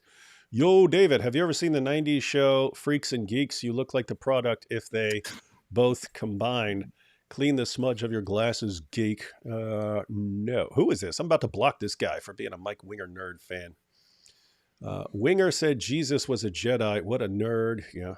He's a nerd. Hindu was a Persian word for Sindhu. Hindu means people who lived by the river. Yeah, so refer to the river, and then became applied That's to correct. the people who are from that area. So Hindu, back in the day, would just be used someone from over there, and then eventually came to apply to the religion. I like Issa. He's $3 away from Christianity. What? I got $3 right now. Why are Catholics and converts to Catholicism generally opposed to Jewish people or less supportive of Israel than evangelicals? Candace, Nick Fuentes, historically Catholic Church mistreated Jews as well. Yeah, I don't know about the actual statistics, so I wouldn't know about the reasons. Once the actual numbers are in, I wouldn't be aware of the reasons, but we should get someone who studies this stuff to comment. The thing, there is one reason actually, which is why supporting Israel and Zionism is especially popular in the West among Protestants. It's because there was a movement several centuries ago. I don't know. I kind of need to look into that again. But so Christian Zionism started as a movement among Protestants several centuries ago, where the idea of properly understanding the Bible and supporting a struggle for Jewish preservation in the Jewish homeland was seen as a good Christian, good ideal thing. There's a name for that, isn't it? Called restorationism. In that way, I don't know. It's an interesting topic, but there is such a point. It just happened as a movement. AP, who are you supporting in the Euro Cup? Who cares? What is that? Is that more soccer? In the Euro, it's called football, not soccer. I don't know. I haven't been following it really. So there's Euro Cup, and then there's World Cup. Is that why I was seeing stupid soccer popping up earlier? I was like, gosh, is it already time for World Cup again? But there's this other thing, Euro Cup before World Cup? Yeah, the Euro Cup is... Gosh, how many stupid tournaments do they have every year? I don't even know what to do. Quite nice. In the YouTube AI chat here, they said Mike Winger is getting talk about YouTube is getting too nerdy for saying that nonsense. Yeah. I'll give you cash once you aren't a wingerling anymore. Not a wingerling. Never have been, never will be. AP, have you considered that God was using his people to speak to you when you were in Israel? I think God considers you very dear to him because of all you have been through with your Muslim parents. God is your father and he loves you. And this comes from the Ayatollah Khomeini himself. I wasn't paying attention to who wrote that, but that kind of makes it funny. I appreciate that. It's an interesting perspective. That's the thing with interpretations, but I appreciate your interpretation of the situation. Well, I don't know how you'd avoid that interpretation. You go over there. What's going on? Huh? Yeah. So valid point. D here says thoughts on the Black Hebrew Israelites. Vocab. I have so much myself. I've met them. Go ahead. Because I was gonna tell people because I'm only familiar with them through Vocab. Vocab's one of the main guys in dealing with them, but it was interesting. We went over to Europe and they're in Paris now. They're all over the UK and they have to modify their ideas some because the way that you would historically identify yourself as one of these lost Jews is that they believe there are prophecies that you would come over as slaves on slave ships and so on. And so this applies to them. Okay, what are you doing with all these guys in Europe? And so they have to come up with some additional interpretations. But yeah, what are your thoughts on those guys? Wait. A very important topic. I forgot to answer the question earlier. Who I support in the Euro Cup. That's very important. Germany, of course. Anyway, go ahead, Issa. It's funny. I've actually been to Germany. Funny enough, I've been to Berlin and I went to Checkpoint Charlie. And I was there as a journalist studying nuclear nonproliferation, getting rid of nuclear weapons in the world. Because Germany is one of the big advocates against nuclear weapons, which I think is pretty awesome. But yes, we should always just mindlessly obey Germany, right? I want more nuclear weapons. I want nuclear holocaust. I want nuclear war. But I met the because I'm from Philadelphia and we have Hebrew Israelites Oh here. yeah, you got a bunch there. They look like how do I put it? They look like Mad Max rejects fused with Mighty Morphin Power Rangers. There They you have go. this combination where they're it's like Morphin time, and they're like, oh my god, I have to do an impersonation of them. They're so hilarious. Break it They go like out! this. They're like, Brother, read. read! You know, Jesus turned away from the white woman. Can you read Matthew 5:35? Jesus turned away from the white woman. I saw Turned it away from literally who? Turned away from from what? who? Yeah, they Turned did away that from exactly. Turned what? away from who? The white woman. I have to say, I'm like, these people didn't even have that concept, so I don't know what you're talking about. And they're like, King James was a black man, a so-called black man. He was a so-called black man because you're not a black man. You're a so-called black man, and you're actually really a Jew. And people who are Ashkenazi are not Jews. Like that, it was so bizarre. I saw it and I was like, "What the heck is this?" And they're polygamous too, so they marry lots of women, and I don't know. It's kind of abusive, you know.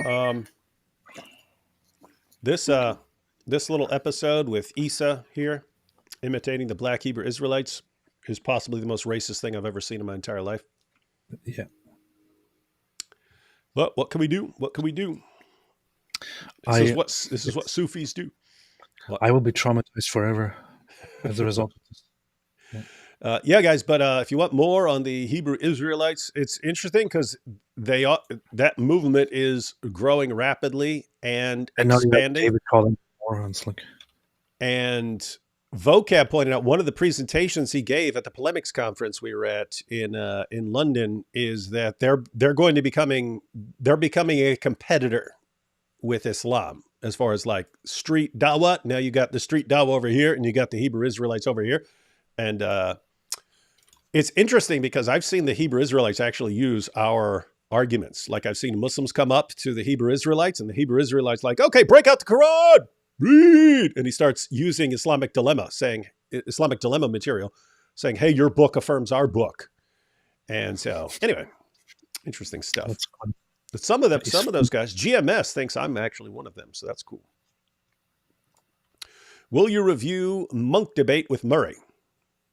Probably not. I don't know what that is. I am thinking of reviewing that actually. Is that Douglas Murray? This week. Yeah, Douglas Murray had a debate with Mehdi Hassan. Oh, Mehdi. It was about anti-Zionism and anti-Semitism. Well, what's the Monk debate? It's a platform. Monk something. But yeah, it was about that whole topic, and Mehdi Hassan got humiliated. We could go through it tomorrow. No, tomorrow I have different plans. Oh, nerd. Iman, Erhman, and Sheikh Brent, blah, blah, blah. Grade Old Testament and New Testament, Sahih. That's good. Now that Hezbollah is threatening Cyprus, what's AP's position on the Cypriot conflict? I know he hates Turks, but does he hate Turkish Cypriots too? I hate everyone. So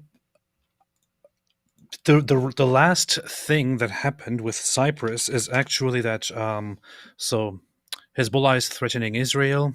Israel is saying, if you continue this, we will invade you. And to which Hezbollah's Nasrallah said, we will come from the air and from the land and from the sea. And there is a talk about using Cyprus in the process, or Cyprus opening its border, its ports to Israel. So and the latest thing was that Nasrallah literally made an announcement, made a declaration, and said that if Cyprus does something, I need to look into that still, then they will be attacked as well. But it doesn't change anything for me. I just hate everyone. What is up with Turkey, man? Turkey thinking they're the new Iran or something? What's Turkey? I don't know. Let's The see. Kurdish situation is a big issue too. Yeah. Don't get AP started on that. He can't Yeah. stand Kurds. I have a perfect solution for this. I said it before. AP, it's inspirational how you have not let your inner groiper out on Issa, even though his skin is darker than yours, because we all seen how you are near. We all seen how you are near black women, Candace Owens, or is it because she's a she? So why are you nicer to Issa here? Is it because he's lighter or not a woman? It's because That's what they're asking. of self-control right now. I'm trying to be nice. That's good. You're Oh, funny. he's an actual guest here. Mike Minger. Hey, let's check out a clip.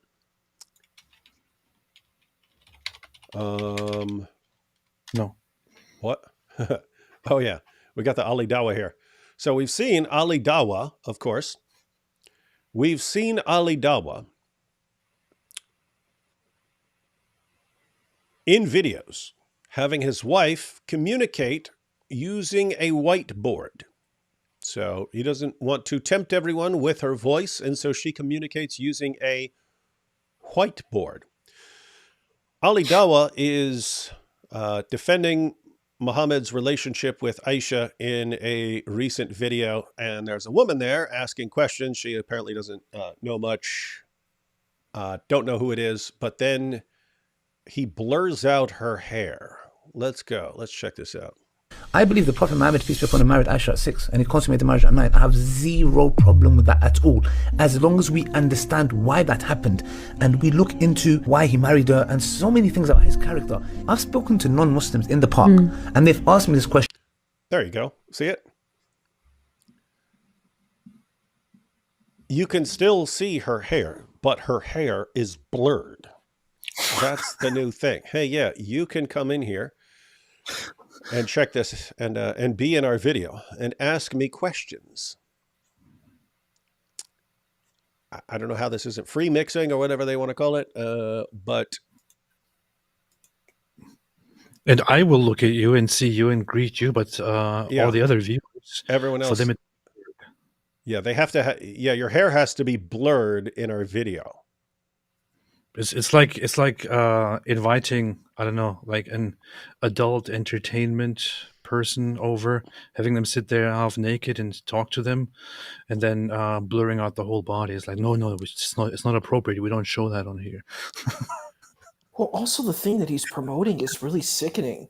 Like, just to be like so open and happy about that. He's like, I have no problem. You should have a problem with that. Saying someone is 6 years old and having relations at 9, that's a really problematic thing that should be thought about, I think, you know? It shouldn't just be like, for example, like if you go to like a Jewish Bible study, like people have difficulty, like they wrestle with the text when it comes to like the part where the woman, if a woman doesn't scream when she's being assaulted, she'd be put to death, right? Like that's something that believers are challenging because it's difficult in the text, you know?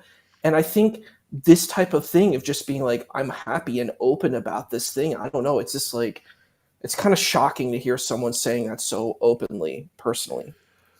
And there's the issue of sort of the moral compass, but the takeaway message here, child marriage, a 54-year-old man banging a 9-year-old girl, that gets the thumbs up from Ali Dawah. Seeing a woman's hair without being blurred, that crosses the line. So banging a kid, no problem. Showing hair, problem. It's the perfectly functioning moral compass of the Dawah community. And it's like really sickening when I hear that. I'm like, how can you be comfortable? Like, I was a special ed teacher. I did AmeriCorps. I don't know if you're familiar with that, like Peace Corps, AmeriCorps. So I've done AmeriCorps and I've taught in like in schools, right? And I've taught young children. Like I've taught like very little kids who are like 3 or 4 and kids who are in high school are 14, 15 and not exactly 9 years old, but you know, like young children. And it's just the idea of that is so appalling and disgusting and gross and such a power imbalance. I don't know. It just seems so horrific to even hear someone say that, especially someone that you have value, that you're saying is your hero. It's just, I don't know, it touches me in a very deep way to hear that. I'm How do you sorry. know that they were? How do you know that they were all children? Because according to Muslim Al cowboy. Dawah, according to Muslim Cowboy, according to Jannah, as soon as they show signs of maturity, no matter how old they are no longer children; they are adults. So it could be that they're 5 years old, but they're adults now and aren't ready for marriage. So Well, we have psychology. We know about cognitive development. We know Pagan psychology. it That's- just this is sounds Done horrific. by put out by the Jews. But you're I'm like, falling. then- You're falling for the methods of the kuffar put forth and kuffar. imposed upon us by the Jews. You see? Because But you know, See. like people, we care a lot in a lot of our societies now about abusing children. Like, do you remember Jared Fogle? Jared Fogle was this person who supported Subway, and he wasn't actually, I don't know if he actually physically abused children, but he was looking at media where there was abuse of children. And Nope, that's a he did. huge crime here, He did. you know? Oh, he also did that too. He abused the children too. But there are some people that just watch the media, right? And they go to jail for that. And it's such a horrific crime in our culture, right? Across, like, Europe, UK, United States, Canada. Like, these are horrific. This is a horrific thing to do this. Like, it's a horrific criminal act, right? To even just watch the media. And it's just hearing someone openly state this. I'm like, this is a crime. This is a felony to do this type of thing. Even looking at the media is a felony. Doing the act is even worse. It's like, I don't know. I don't know. It's really disgusting and gross to me. Yeah, that's one of the ongoing disturbing things is if you have all these Dawah guys and they all believe it's perfectly acceptable to have sex with children. So 5 years old, 6 years old, 7 years old, 8 years old, and so on. And they believe that you can have second, third, fourth wives that aren't recognized, of course, by the government of the state they're in, but they go to Islamic, they go to, they just go to a mosque and get it confirmed Islamically that they're married. But if you've got all these guys and they believe that it's okay and they're praising it. I mean, when you see Daniel Hakikachu and it's, no, you have to get them when they're young to maximize their fertility. So this is a guy who believes that it's best. The best thing you could do is get a girl when she's very young and start having sex with her. And these guys simultaneously believe that they can just go out and get their marriage at the mosque and it doesn't have to be recognized by the government. Like, what are these guys doing behind the scenes? Like, what's going on with these guys? And I mean, are they like marrying each other's daughters and stuff like that? And it's just, I don't know. It's pretty horrible and disgusting. But we're the bad guys for pointing it out. If we point out that there's a problem here, we're the bad guys. So anyway, recap. Hair do you needs both to be have blurred. children? What's by that? the way, I'm sorry. Do you both have children, by the way? Yeah, we do. yes, Yeah, so you have children. I don't have children right now. I'm not married, but like, if I did have children, like, I've been a teacher, like, if I had children, it just sounds so horrific. I would never allow this to happen to my daughter, ever. Like, never, ever. It's so disgusting. It's so gross. It's what I would call it evil. It's evil. It's an evil thing. And it's like, we can't condone it. We can't support it. We can't promote it. And I don't know, like, when I hear someone say, oh, this is okay to do this, it makes me feel like, I don't know, like, inside you feel like your stomach drop. That's like how disgusting it is to me. And it's a weird thing because the UK prison system is very different in that it has tons of Muslims. You have lots of guys coming in there from the grooming gangs and so on. And apparently it's not a problem over there in the prison system for guys to have these views. Whereas over here in the US, that's like the worst of the worst. It's at the bottom of the prison barrel. It's snitches and child molesters and so on. And so, yeah, like you were just saying, Issa, as far as someone like having kids, that would be the issue. If you walked up into a prison in the US and you start defending child marriage and having sex with 5-year-olds or 6 years old, like these Dawah guys, someone's going to clock you. He's going to be thinking about his own daughter and he's just going to clock you for saying that. And then you're not going to be saying that stuff anymore. But yeah, UK, different system. Anyway, so the takeaway here, ladies and gentlemen, blur your hair, keep your hair blurred. Hair, seeing a grown woman's hair, bad. Banging a little kid, good. Just got to understand Dawah here, but let's go. Wallahi, after I've broken it down, they said, that makes sense. So if this is him saying, this is him saying. Wallahi, after I've broken it down, they said, that makes sense. And we look into why he married her and so many things about his character. I've spoken to non-Muslims in the park and they've asked me this question. Wallahi, after I've broken it down, they said, that makes sense. Where was this? Where was it? Yeah, you might be talking to someone who's completely clueless and so on, which that's the entire goal of Dawah nowadays, is finding people who are completely clueless. We saw that over and over again. We tried talking to people at Speaker's Corner, these Dawah tables. They will not talk to you if they know you have some understanding of what's in the Muslim sources.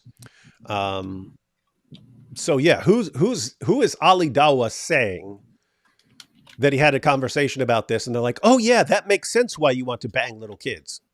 Who is he talking to?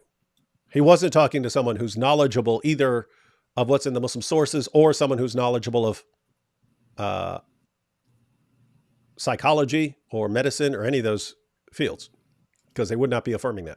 It's a bad idea. If it's from this angle, okay, we understand why he did that. Because in the UK, for example, 100 years ago, in William Blackstone's book, he talks about British common law. Girls were betrothed at the age of 7 in the UK 100 years ago. Betrothed. Look at this doofus. Oh yeah, that's true. Yeah, you didn't have sex with them. You didn't. You waited. Yes, you could have marriages arranged and so on. You didn't have sex with them. You creepy. You're talking about having sex with little kids. That's not what they're talking about.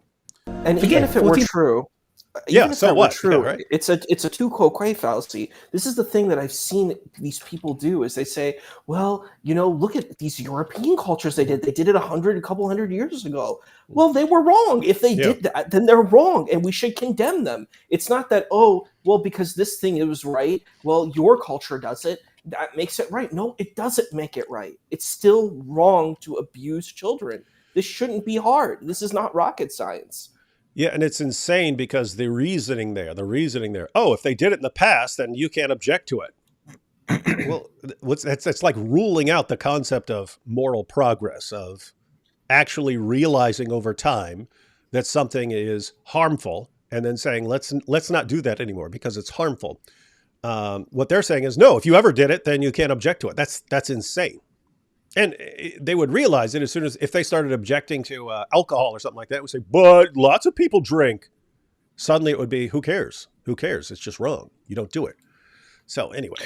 Did he say 100 years ago? Yeah, something like that. That's not even true. But, you don't know what you're talking about. That's not even true. How do you know you weren't there? It wasn't common. It wasn't common 100 years ago. But yeah, the thing is also, people are supposed to learn. Mm-hmm. People are supposed to explore the world, explore the life, and learn. But according to these people's ideology and idea, no, you're not supposed to learn. You're not supposed to understand. You're not supposed to develop. You're supposed to stay exactly the way things were according to us 1,400 years ago.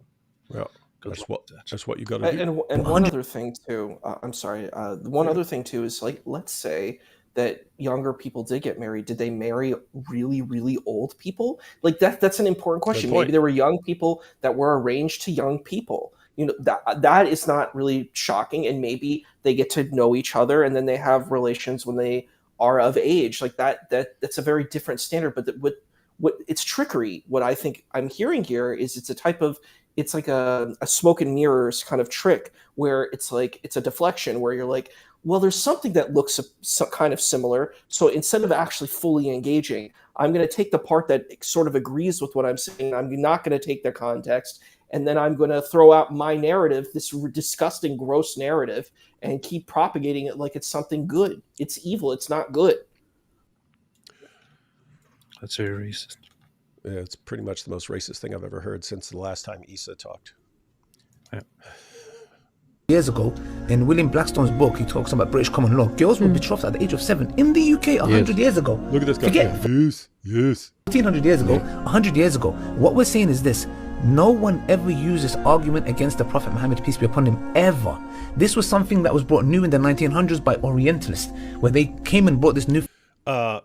little side note, how many people? What about Voltaire? Well, I'm thinking like, who knew about this? When I first heard about this, I was in prison, and someone saw it in a Voice of the Martyrs article, which referred to Muhammad having sex with a 9-year-old girl. And I thought, there's no way, man. There's no way. There's no way that happened. And so, but like, if you go back 100 years, if you're in the UK or the US or something like that, how many people know about the history of Muhammad to raise this as a criticism? Pretty much no one. So the only people who could raise this as a criticism would be the Orientalists, who are actually like start studying the Muslim sources and stuff, and they bring it up. So who are you expecting this to come from? People don't know about it. The world doesn't know about it. It's not until, I mean, people are still surprised when they find out about it today. You can look at pearly things and so on, like, what? This really happened? So it's still, people are still just finding out about what's in the Muslim sources today. So I don't know why. I don't know how. I had one quick question to AP. AP, when you were a Muslim, did you believe this yourself, or did you just that's just other stuff and I don't really accept this? In all honesty, it never really came up when I was when I was a Muslim, even when I was religious and going into things. It never really came up. I don't remember even really thinking about it, honestly. You probably saw the movie The Message. Like, the way The Message shows Islam, it's very different than, like, the Prophet Muhammad's not even polygamous in that. You only see him being married to Khadijah, and that's it. There is no mention of Aisha. There's none of that. You know what I mean? And it really makes Islam look very well. Like, that's a lot of Muslims I know, that's the Islam they believe in, is the Islam viewed in The Message or Ar-Risala, that movie. That's how people view Islam. They don't view it from these kind of other sources, Mm-hmm. Phenomenal. Oh my gosh, your prophet married. Da, da, da. So we're saying that we don't study our religion and we don't come to finding out the reasons. Then we find it problematic because we're like, I can't answer this. The only choice I have is this: either I'm going to reject the hadith and say it's weak, or I don't accept it, or say, you know what, actually the hadith is authentic. Here is the reason why he did it. I don't know why. Dear Muslim apologists, why do you always have to play this stupid music and think it sounds good? It doesn't sound good. It sounds like somebody's dying. It sounds like somebody is brutally suffering. It doesn't sound pleasant. It adds nothing to the conversation. In fact, it makes it less listenable. It is so terrible. Like, I hear it and it sounds like somebody is being operated on, somebody's dying, like without any anesthesia or anything. They're suffering. They're brutally crying out for help. And honestly, when I hear it, I want to die too. I get it. It's funny that because you didn't know what our last clip was, AP, but you bring up they always have to put this music in there and stuff like that. But let's go ahead. And, I was going to take some super chats first, but since you brought it up, here's this awesome Dawah sales pitch that's been circulating. But check out the sales pitch. Check out the sales pitch for Dawah. Jannah, what do you want? You want girls? Jannah, there's girls. There's girls. What do you want? Drink. There's rivers of wine. You want yards? There's yards. Gold, brick, silver, gold. What do you think of the music, AP? Gold, brick, silver, brick. Yeah. You say this what religion be about? Yeah. You anything you want. Anything you want. Silver stuff. You can chill, you can party, you can chill, you can party, you can play up in Jannah. You can play up in Jannah with the girls. Jannah's so banging. Look what it's banging. Allah described Jannah. Look what he said. He described the drink in Jannah. The drink. Allah subhanahu wa ta'ala said, وَيُسْقَوْنَ مِنْ رَحِيقٍ مَخْتُومٍ. They'll be made to drink from رَحِيقٍ مَخْتُومٍ, which is a drink. It's a drink. It's a drink. Did you know that there's a drink in Jannah, AP? How can you reject this when you don't even think about the drink? It's a drink! It's one thing to have the music in the video. It's another thing to make it so loud and annoying. What is this, man? It's the way he's Dawah. Which part of Dawah didn't you understand? Wouldn't it be much better to add a beat to that and to do something nice? By the way, this guy was a rapper apparently before he became a Muslim. Really talented. But I wanted to tell you something funny too. When there's a lot of anti-blackness that I've seen in particularly the United States, in the Muslim community, there's a lot of anti-blackness. And there's a video, you should look it up, about a man doing the adhan. And he does it kind of like an R&B way of doing it. and then you see like South Asian and Arab people mocking him. You see the other people who are not African American and not black. They're saying the adhan is not a song, and they're like mocking this man who I think sings very beautifully. He recites the adhan. I agree. It's music. It is music. It's music. It's music, and I think it's this weird thing where you say it's not music. It has rhythm. It has you can write notes to it.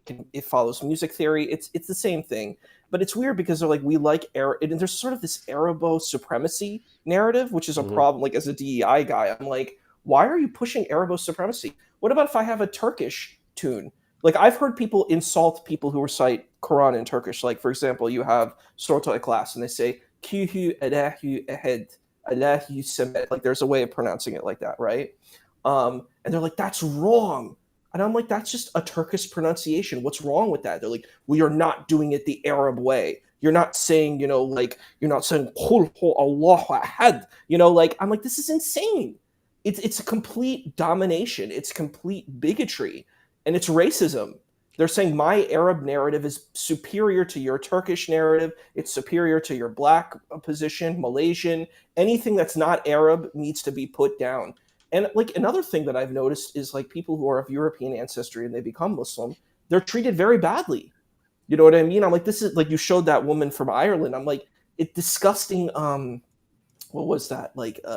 Kind of voyeurism where they're saying, oh, are you married? That's so nasty. You don't know this woman. You didn't even get to know her. And you're like, I'm trying to have a relationship. And I'm like, because she's Caucasian. It's disgusting. I don't know. I have a lot of issues, but that's pretty. You definitely have some issues. You could clip a lot of these things here, like when Issa, in a very racist fashion, said all non-Arabs need to be put down. Things like yeah. That was extremely messed up. Yeah. What was that all? But here's some more music. I don't think he goes anywhere else other than just the drink. And he starts talking about the drink. The drink. That's pure. That's pure. That's pure. There's not pure. In it. Why are you stuttering? When you drink a drink, what's the worst part of the drink? I like this little question, this little quiz he has, and no one gets it right. What's the worst part of the drink? And he's saying something, it's the end. It's the end of the drink. It's like, what are you doing? What are you even talking about? Well, let's see. Drinks. What's the worst part of the drink that everyone needs? What is it? Tell me. What is it? Huh? No. Any drink. Any drink. Like tea. Any drink, no matter what it is. What's the worst part of the drink? Or coffee. The last part, right? What? What? I have coffee here. How's the worst? I mean, what? Because it's over? That's the worst part? Is because it's done when you get to the end? I don't know. I don't even know what he's saying. But this ending of the drink. The ending of the drink is the part that everyone needs, no? Remember the tea, the little bits, the part at the end. The ending is not nice, it's chewy, it's bits, it tastes all mash up, right? But Allah said this drink, khitamuhu misk. Wow. All right. I drink it all out. I don't know what he's talking about. So. Hey, honestly, are you ready to convert back? Such a stupid tactic, and I never understood it. Okay, even when I was a religious Muslim and I believed in all the rewards in heaven and all that, which I also read plenty of it in the Quran. I didn't really feel enticed or drawn closer or more devout as a result of that. But aside from that, when people further, aside from the Quran, I went on to describe, and you will get this, and you will get that, and you will get this, and that, and all the pleasures and drinks and cups and fields and wine and rivers and women and stuff. That never meant anything to me, honestly, and I don't understand it. Why is this the way to make people feel so great about it? You're promising something that you yourself don't even know, haven't even seen, that you only read in a scripture or that you heard from somewhere, and you're trying to use this to make people love the afterlife. It's just someone, Jesse said, he's definitely not using a Keurig because he wouldn't have. But I'm like, and it's just hits. It's so self-indulgent. It's disgusting. It's just, I want stuff. I don't want stuff now. I want stuff in the future. Give me more and more stuff. It's not like, hey, I want to be a good human being for the sake of being a good human being. I don't want to go help the unhoused. Like, I never hear people doing that. What about going? I'd love to see Muslims, particularly in the city that I'm in, saying, hey, let's go feed the unhoused. You know, all these Christian organizations like Sunday Breakfast Mission, Chosen 300, all these organizations in my area, they all serve the unhoused. You have Jewish Federation. I'd love to see more Muslim organizations doing that and saying, yo, we want to help, the unhoused. That's what kind of dawah, that would be the best kind of dawah. Go and help people. But all I see is people on street corners talking. It's not actually walking. My dad taught me something as a young child. He said, talk is very easy, action is very difficult. And I think that these people, they like to talk, but they don't have any real action to back up their talking. Yeah, it is pretty lame, like, because these are the kinds of guys who are like, yeah, we got to go out and violently subjugate the world, and we're going to, we're going to go around defending child marriage and all this stuff, and it's also, we get these banging rivers of wine and stuff in the afterlife, and get to spend eternity deflowering virgins and so on. It's like, oh my goodness. And what's crazy, going along the lines of what you were just talking about here, Issa says, these are the guys who view themselves as morally superior to everyone else. Of course, they're very superior. Very, very superior. Yes, powerful. All right, take some super chats. Can't stand any more videos of any of these guys. Ape, Viva Turkey. They scored 2 extraordinary goals. 2 extraordinary goals in their win against Georgia. Did you know that? We don't have more singing. We need more. We need to do that. Yeah. We should just have someone on here whose only job is to do like a background moaning throughout the entire meal. The whole time we're talking in the background is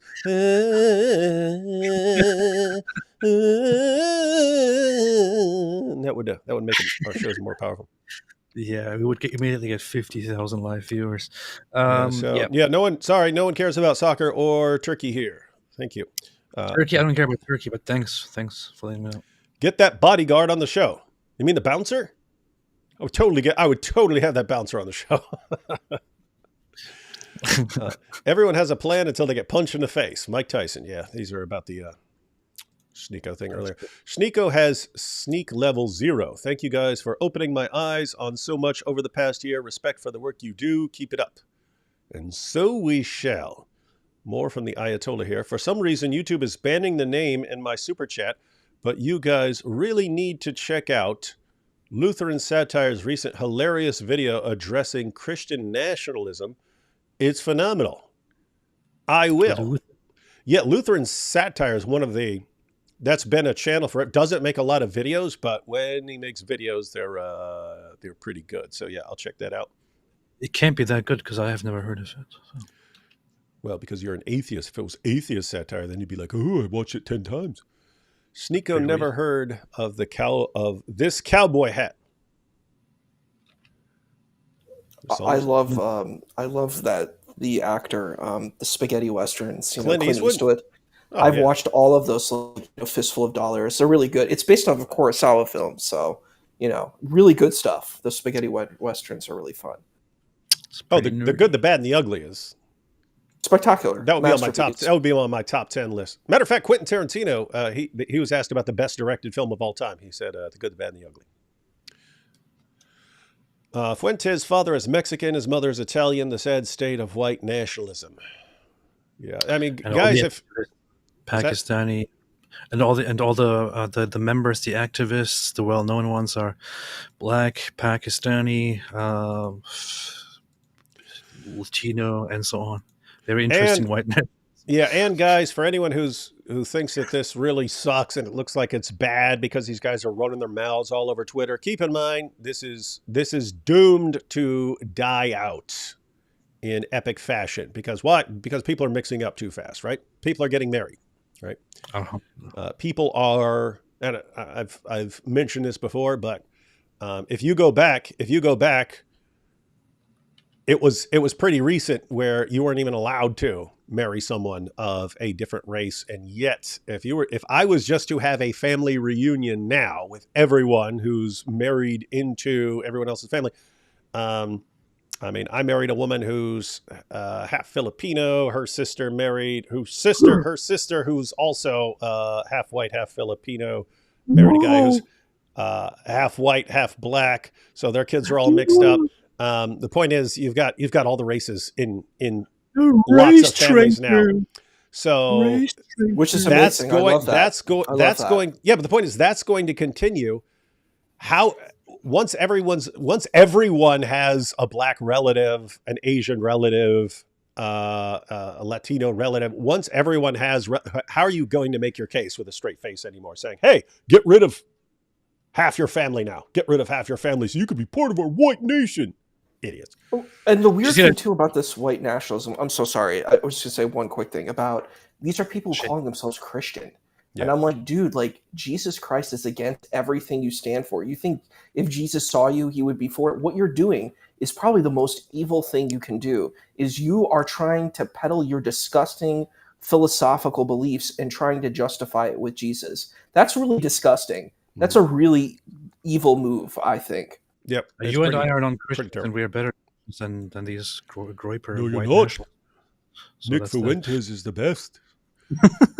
Did you see that? Did you see that photo recently of these 5 idiots posing like Suleiman Ahmed and Lupus? And then there was that girl whose only claim to fame was she said the N-word or something like that. Yeah, but then they all attacked her when she left. All the groypers attacked her when she left. No, they're saying she's actually a Jew. She's been planted in our movement to destroy it from the inside by the Jews. Yeah, this is ridiculous.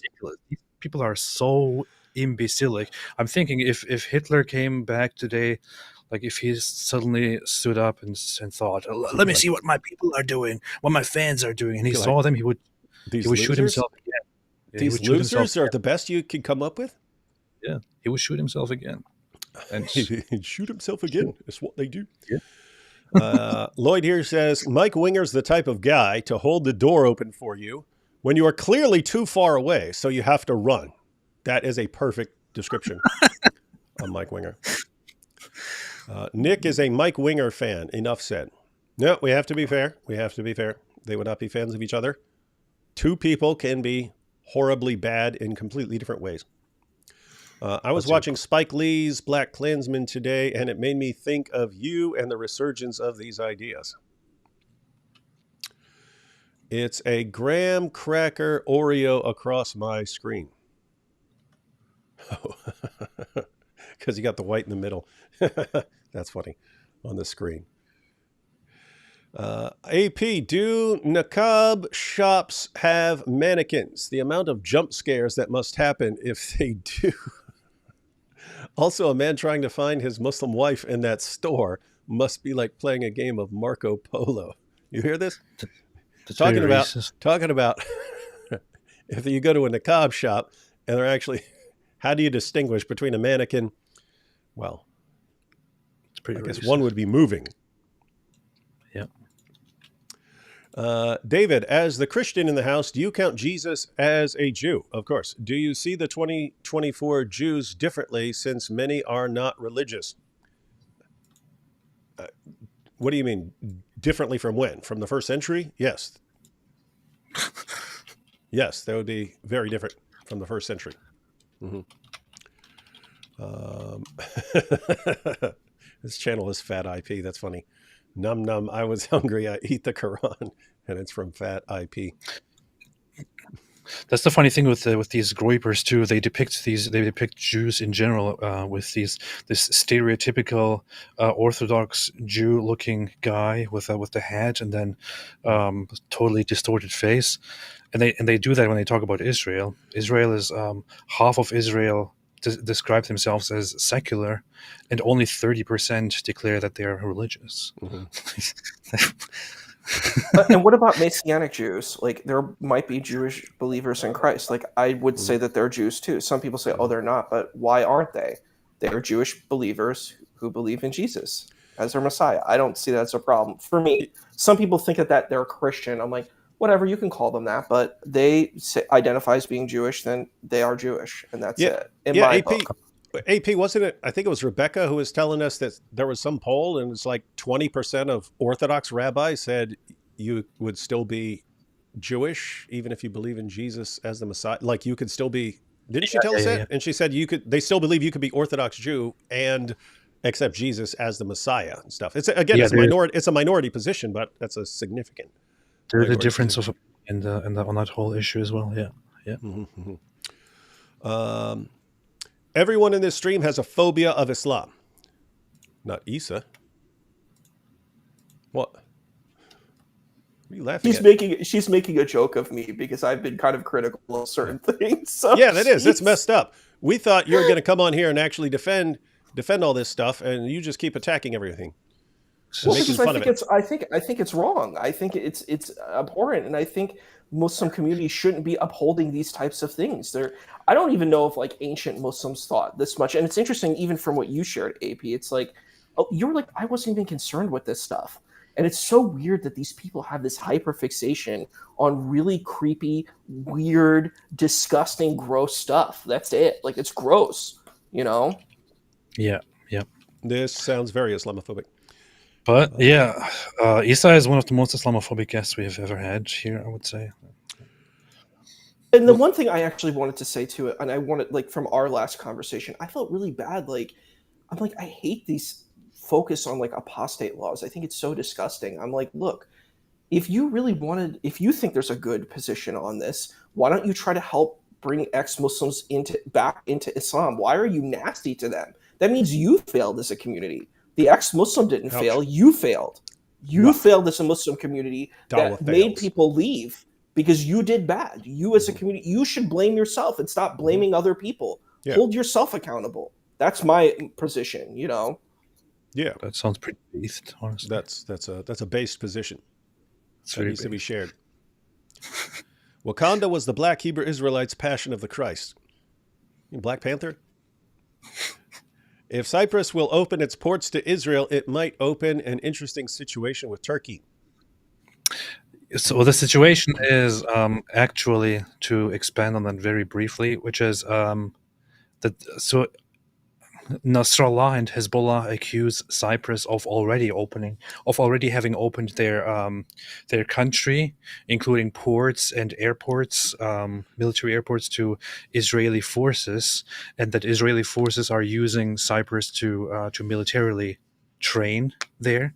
And according to Nasrallah, Hezbollah also says that if there is a war between Lebanon and between Hezbollah and Israel, then Israel will also use Cyprus as a starting point to carry out attacks against Lebanon and against Hezbollah, which is why he's explicitly threatening Cyprus right now and saying, if a war starts, then you will be part of that war and you will be our enemy and we will strike you as well.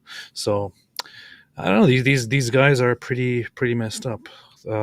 Threatening Israel, which is one of the most advanced militaries and countries in the world, is one thing, but then also issuing a threat to Cyprus on the other side, which entails much more conflict than just Israel.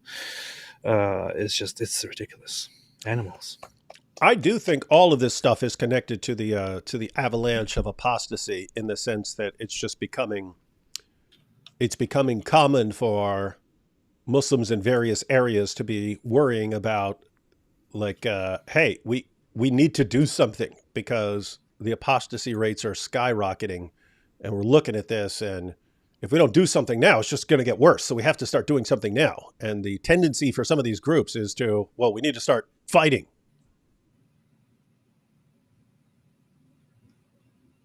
We got to do it. We got to do it. The funny thing is also that Cyprus Cyprus is part of the European Union. So attacking Cyprus would be directly a violation on European Union borders and grounds, which would involve the entire European Union. And this is what they want, actually. This is what Hezbollah wants. I mean, they are exploiting Lebanon and bleeding it dry. Lebanon is doing poorly, one of the least happy countries in the world right now. They have taken over and turned it into a complete mess. And all they want is to be a proxy for Iran and to cause a regional war. That's it. That's what they do. That's what they do. David, it's talking about the woman having her hair blurred out. It's just a new hairstyle called a blur do. Nice. It's a style. I grew up in Southern California where it was frequently 110, and I never had a problem. Well, if you were out there for a long amount of time, you might, but not everyone's going to have a problem. Some people are. That's why if you have 1 million people and a percentage of them is going to have a problem being in 110-degree weather, you're going to get what? You're going to get hundreds of people dying. So it's a problem. It's a problem of statistics. It's also very dry, and it requires you to walk long distances all day long in that heat. Packed in like sardines with tons of other people. Maybe that's why some Muslims can't control themselves around goats, because they are covered head to toe in hair. Hey, this is very rude. We've got a Sufi Muslim on the show with us, and you're talking trash. That's pretty messed up. Suddenly had revelation possibly inspired by that Mike Winger. If Mary was assumed into heaven, why didn't the apostles write that Mary was assumed into heaven, even in the latest books? Just saying.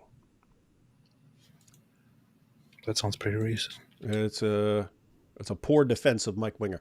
Surah 25, 4-5 describes exactly what the Quran is. Yeah, that's one of the good passages on people of the time regarding these things of tales of the ancients.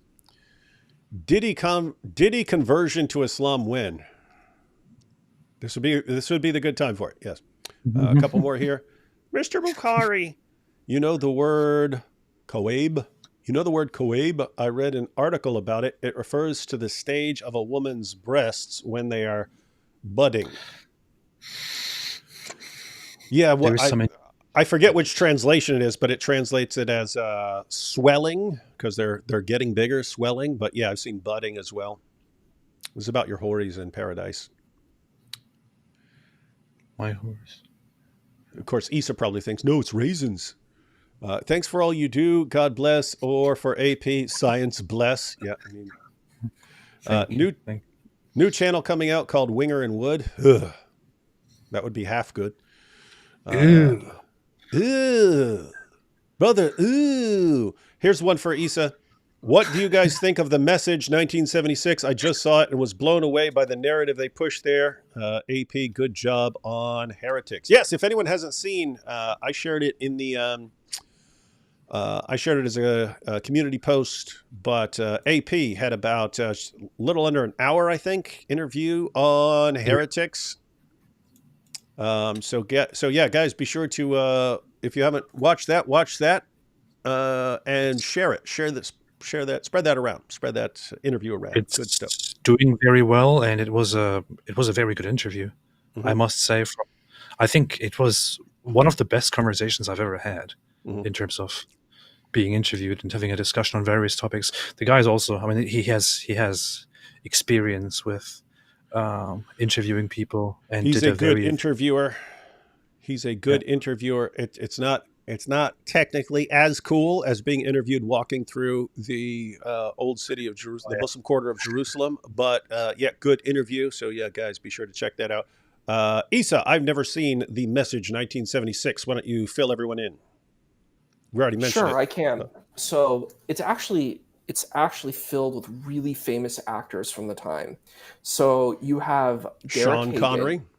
Well, Sean Connery is not there, but you have other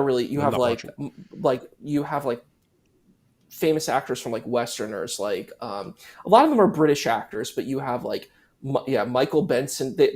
Some people are like, it's racist. This is something I really don't like, where people are like, the people who are the actors need to be the ethnicity. I'm like, no, if they're good actors, Anthony Quinn. The role. Anthony Quinn is in it. He plays Hamza. You have Irene Pappas, who is a Greek actress. She plays Hind. You have Michael Ansara, who is also in I Dream of Genie. He had a cameo. He was a genie in one of those episodes. He was also in The Greatest Story Ever Told. I think it's a Roman soldier. He's a pretty famous actor, Michael Ansara. You have Michael Forrest, who was he was in a lot of Western movies, and he plays what is his name? Walid. What's his name? Khalid ibn Walid. He plays Khalid ibn Walid. And then you have the person who played Walid is like a villain is like there's a show I used to love, a British comedy called Mind Your Language, and he plays an Italian in that. So that's really funny to see him. He's like an Italian who's sort of lecherous, and then he plays this Arab guy with a goatee. It's like really kind of good. They did an Arab version of it too, but Garrick Hagan is one of the main characters. He actually is in Star Wars. He plays Biggs Darklighter, like who's kind of a major supporting character, but he's this is becoming like Mike Winger level nerd stuff. Oh, sorry. Right? Sorry, I'm a bit of a film buff. Just ask what you think about the message, and Okay, you're like, this brings us to the key grip of the film. The key grip, who was I'm so sorry. I'm so sorry. Who was Jim Montesor, and he was probably the best key grip of any film in history. We're gonna get I a am whole. so sorry. I gave the whole cast. I apologize for that. I'll give you the gist of the movie. So basically, the movie is sort of like the Ten Commandments, Ben-Hur. It fits into these epic films. It is a movie that it has a beautiful score. So Arabian Muslims will say it's haram. And it has really great music. That's actually one of the best parts of the movie is the music. But it's basically the story of Islam. And I'm going to be honest, as a scholar, it's sanitized. It doesn't have all those things from the Hadith. It's a very sanitized version, and for someone like me, it makes me really like it's kind of the Islam that I like. You know what I mean? It has really no controversial stuff. I'll be honest. I'm very honest. It's a very sanitized version that I like. Yeah. It doesn't see that those other folks are like. We need the unsanitized version that we liked, and then you got your movie that you like, and then we got our movie that we like. So the Heretics is a very unsanitized version. It's like really kind of a grotesque version of Islam. I hear that. So this movie is like a super epic, and I don't know if I can give you the link, but it's free on YouTube. You can watch it for free on YouTube. But it's really. I would say that. Were you done? Do you want to continue? Oh, I was just going to finish one last thing. I'm sorry, I didn't mean to keep going, but the one thing that just to wrap it up in a nice bow is that basically it's a movie that really they don't show the Prophet. So the Prophet is not shown in the movie. Ali is not shown in the movie. A lot of these protagonists. Yeah, we would show Muhammad in our version. Yeah, I hear that, and it's really it's like a really pleasant view. There isn't apostate wars. There isn't any of that stuff. It's like it just shows Muslims as these kind of underdogs that overcome, and they do defensive war. This is how most Muslims believe. Like what the message shows is what I would say a lot of Muslims, I guess what you want to call in the Western world, that's what they believe Islam to be, is that movie's interpretation, I would be very honest and say that I watched that movie when I was a child. I watched it when I was a teenager, later on when I was an early adult. I watched it several times. I don't know, maybe 3-4 times or so. Still, I feel like I need to go back to watch it once again to have a recap and to remember everything about it. It's very it has a good side to it with the whole music and feel good aspect. The thing is, it's I would say it's a very disgustingly sanitized and sugar-coated version of Muhammad's story, made for Western audiences with Western cultural influence brutally imposed upon it. It's like, I don't know, like infusing this Western culture and cute, nice thinking, like infused into this rotten fruit with a syringe. That's basically what it is like to me, in my honest opinion. It removes all the bad stuff and just depicts Islam and Muhammad as this totally good, this force for good that was just after nothing except just following Allah and doing all the good stuff. That's what it goes for.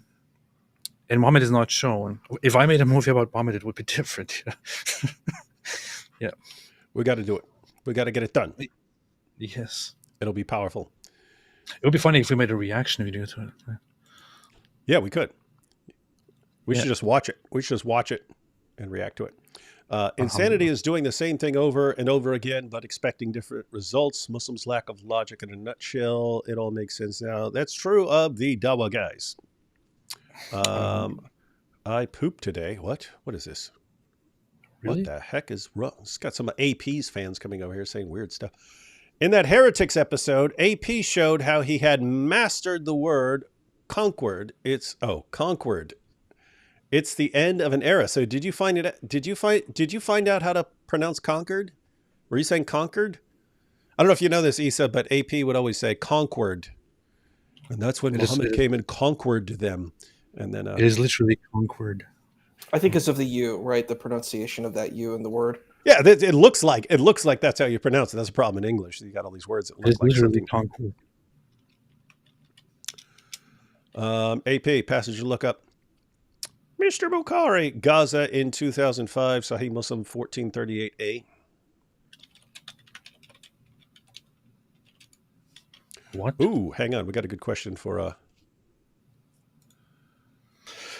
We went out with Allah's messenger on an expedition of Mustaliq and took captive some excellent Arab women, and we desired them, for we were suffering from the absence of our wives. Yeah. We also desired ransom for them, so we didn't have sexual intercourse with them, but by observing Azl.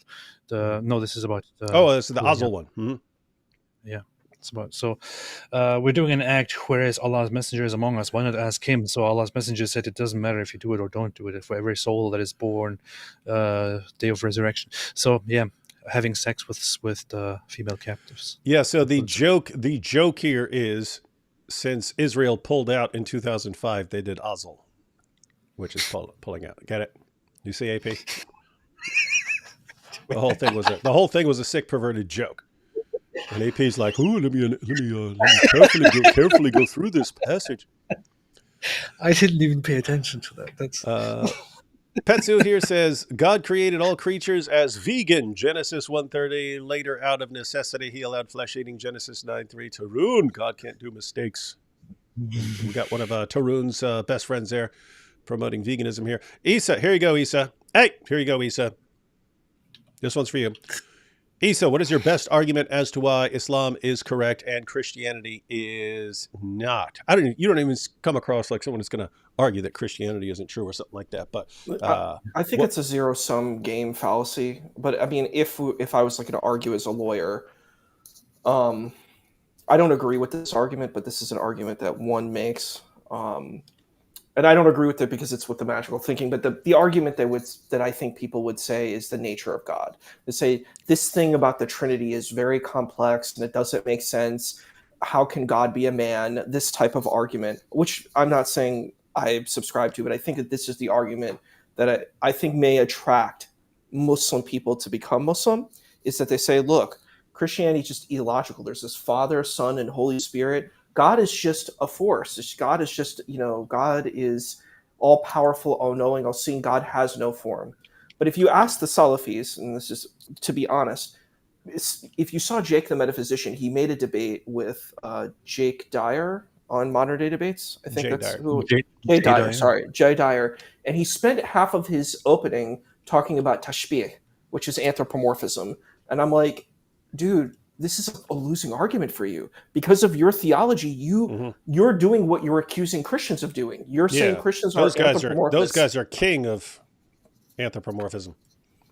So I would say that's probably the best argument that folks are going to use. But I think another argument they'll say, well, and you'll probably see that a lot of the Dawah folks say this. They say, look, Islam is the completion. Christians, you're almost there. You're a Windows 90, you're Windows 95, we're Windows Vista. We're the upgrade. We have everything you have, except we're upgraded.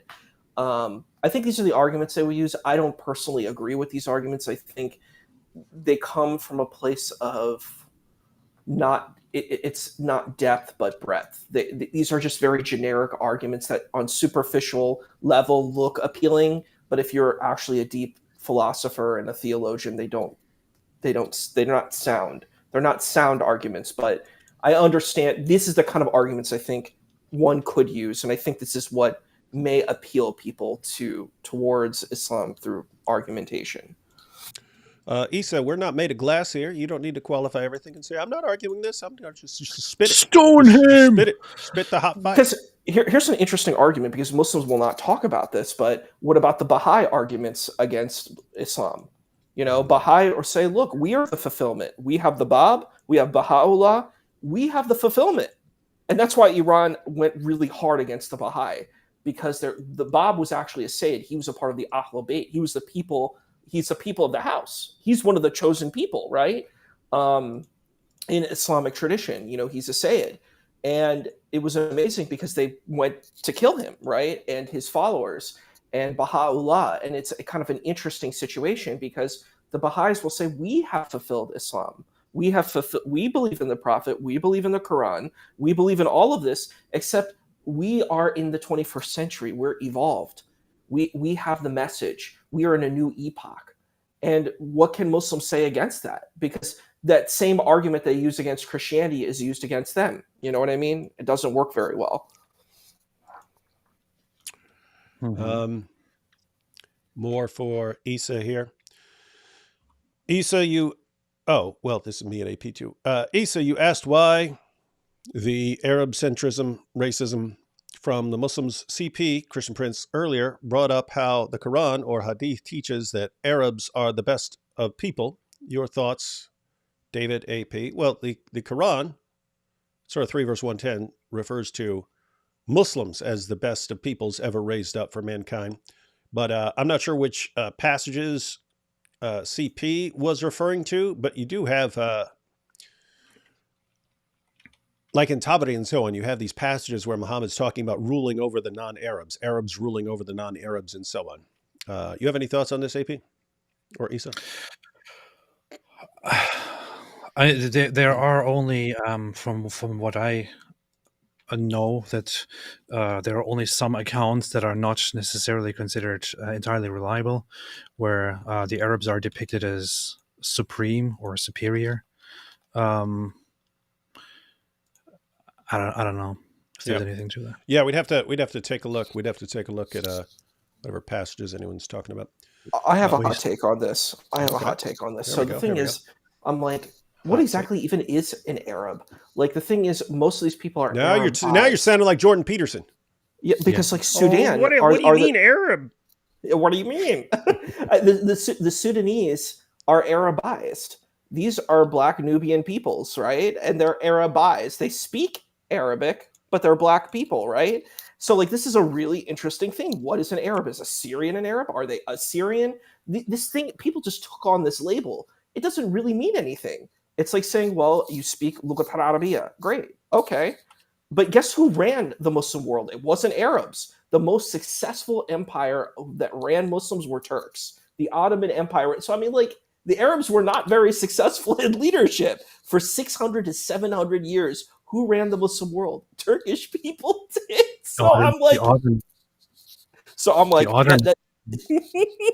they're the ones who dropped the ball, though. They dropped the ball after like 600, 700 years. Like, of course, there's corruption. I mean, that's a long time. That's almost a millennia. So, I mean, that's pretty impressive. And how long did the Arabs last? Not too long. Not long. But the Arabs started spreading it. They spread it to great extents. But they couldn't maintain it. Yeah, but the Ottomans, they were also not human, so they were otters. That's the problem. They were otter. They were a mix of otter and human, which is what made them superior to other humans, and it made it easier for them to conquer them because of their huge appearance of being half otter, half human. They made it. They were very, very, very intimidating to regular humans. Yeah. So AP is basically saying that the message has been colonized. Yes. Mm-hmm. Issa, absolutely. Why were the companions of Muhammad such gooners? What's that word mean, AP? Yeah, what's a gooner? Huh? I know the Goonies. I like the Goonies. That's a good movie. If you saw that. Hey, yeah. I watched that like 900 times when I was a kid. I could probably quote the entire movie. So we're on the same page there. That's a great movie. You look a little too young to remember that. You don't want to know what a gooner is. You don't want to know? Well, how's he going to? I have no idea. Yeah, how's he going to answer the question? Why don't you answer on his behalf, knowing what gooners are when we don't? It's a stupid question. It is a recent word on people who it's kind of a weirdly sexual term. Oh, Don't want to get into it. no wonder AP starts giggling about it. All right, last one here. Muslims don't follow the 10 commandments of Judaism and Christianity, therefore they don't worship the same God, so Islam can't be their final update. Issa, you want to respond to this? You can So I give your wanted to defense. ask you, AP, is a gooner someone? Oh, who he's watches still the- on Goon. Oh my goodness! Now I wanted to make sure. I want to look it. I want to look it up, but I'm worried about what the search results are going to show. If since AP's got the giggles over this. It is somebody who looks adult- for an extended amount of time at adult content entertainment. that makes one sexually interested and aroused. Got it. Without That's what I getting was to the thinking it point. was. With this. Got it. So it was a joke. The person made a joke. Yes. Muslims don't follow the Ten Commandments. Okay. I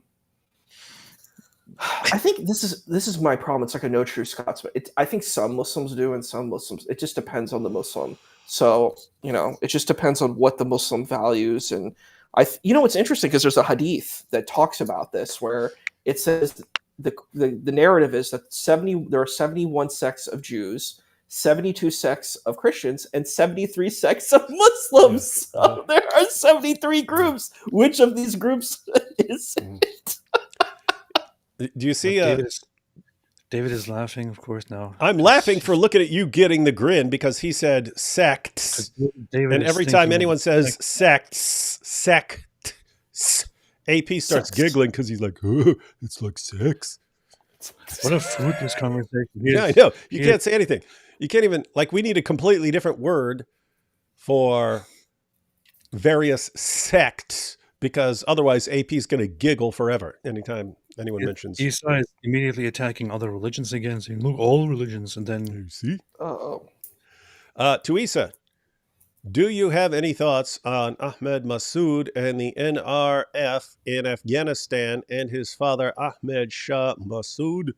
Ahmed Massoud caused some controversy not long ago by saying he could use Israel's help. Do you have any idea what this is about? I don't. Well, I think it could be connected with maybe the Pakistan situation. I'm not sure exactly. I don't know who the NRF. I wish there was some context for that, but I think a lot of Afghanis have been pushed out of Pakistan. So that's a big issue that's existing right now.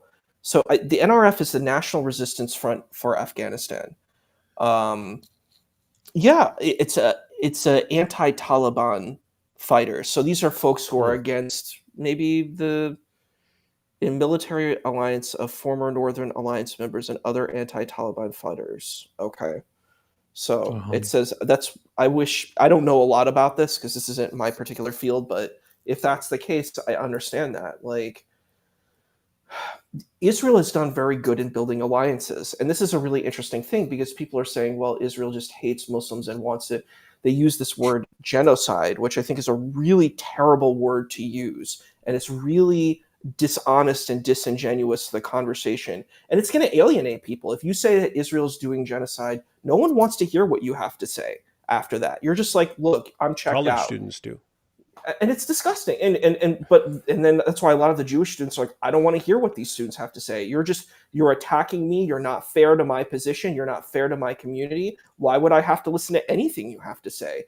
And I think that's not the right term. You can say maybe the war is prosecuted wrongly and it could be prosecuted differently. That's a better position. It's a more fair position. No one did this when the United States went into Iraq. It wasn't the same situation, right? Or when the U.S. went into Japan after Pearl Harbor, no one is talking about these types of, or Dresden in Germany, no one is talking about this, but they're like, this is genocide. And I'm like, look, this is a terrible situation and you need to have a better way of engaging it if you want peace. But the situation of all these terrible conflicts is we need to look for kind of the best route towards peace, but it's a lot of hard work.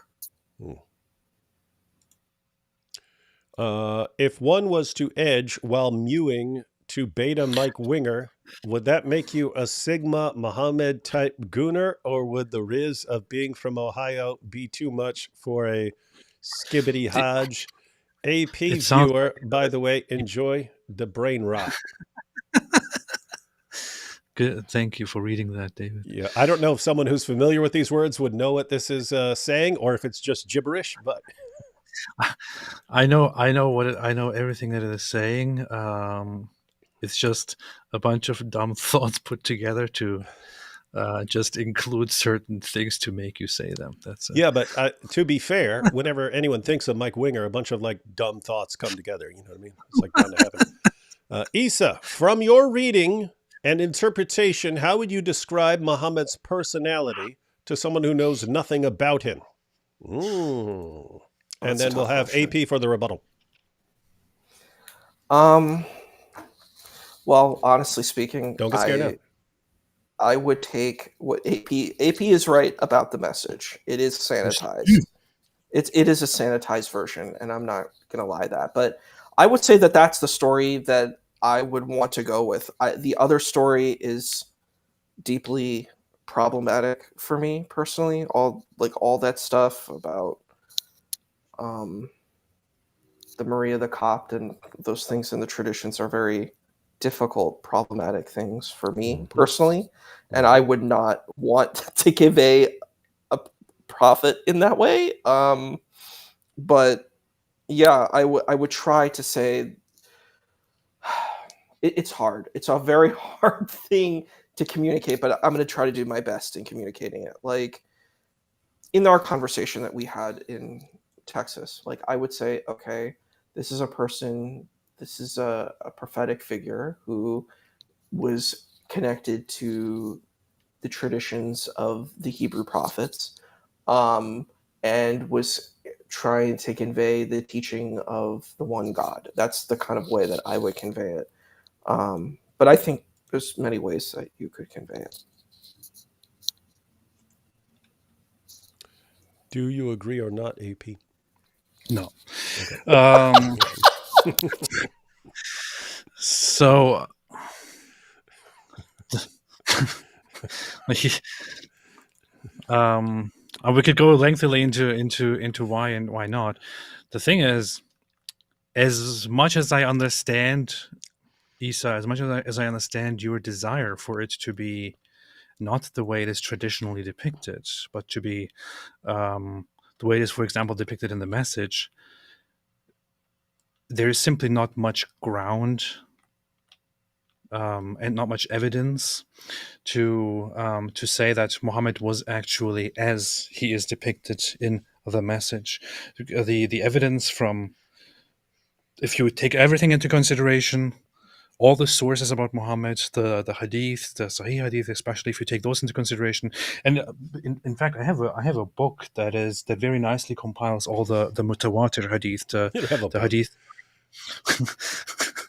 The mutawatir hadith, which are the major AP always try to be like me, corroborating hadith from multiple transmitters, which are thought to be the most authentic hadiths. Even those depict a very grim Muhammad.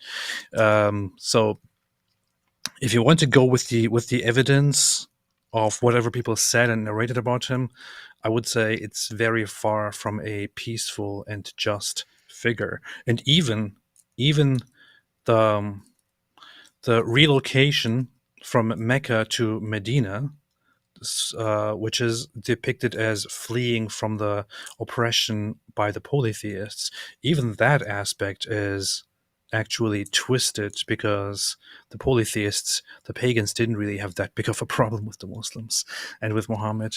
It was more that Muhammad was very antagonistic in his message, increasingly antagonistic, which created more and more hostility. And it was indeed the Islamic side, Muhammad's side, that provoked the first war between the first battle and the first actual war between the Muslims and the polytheists. The pagans seemingly didn't really care anymore after the Muslims left for Medina, but Muhammad's raids provoked the first war and eventually led to the defeat and destruction of the Meccan pagans and all that. So the Muslims weren't the victims.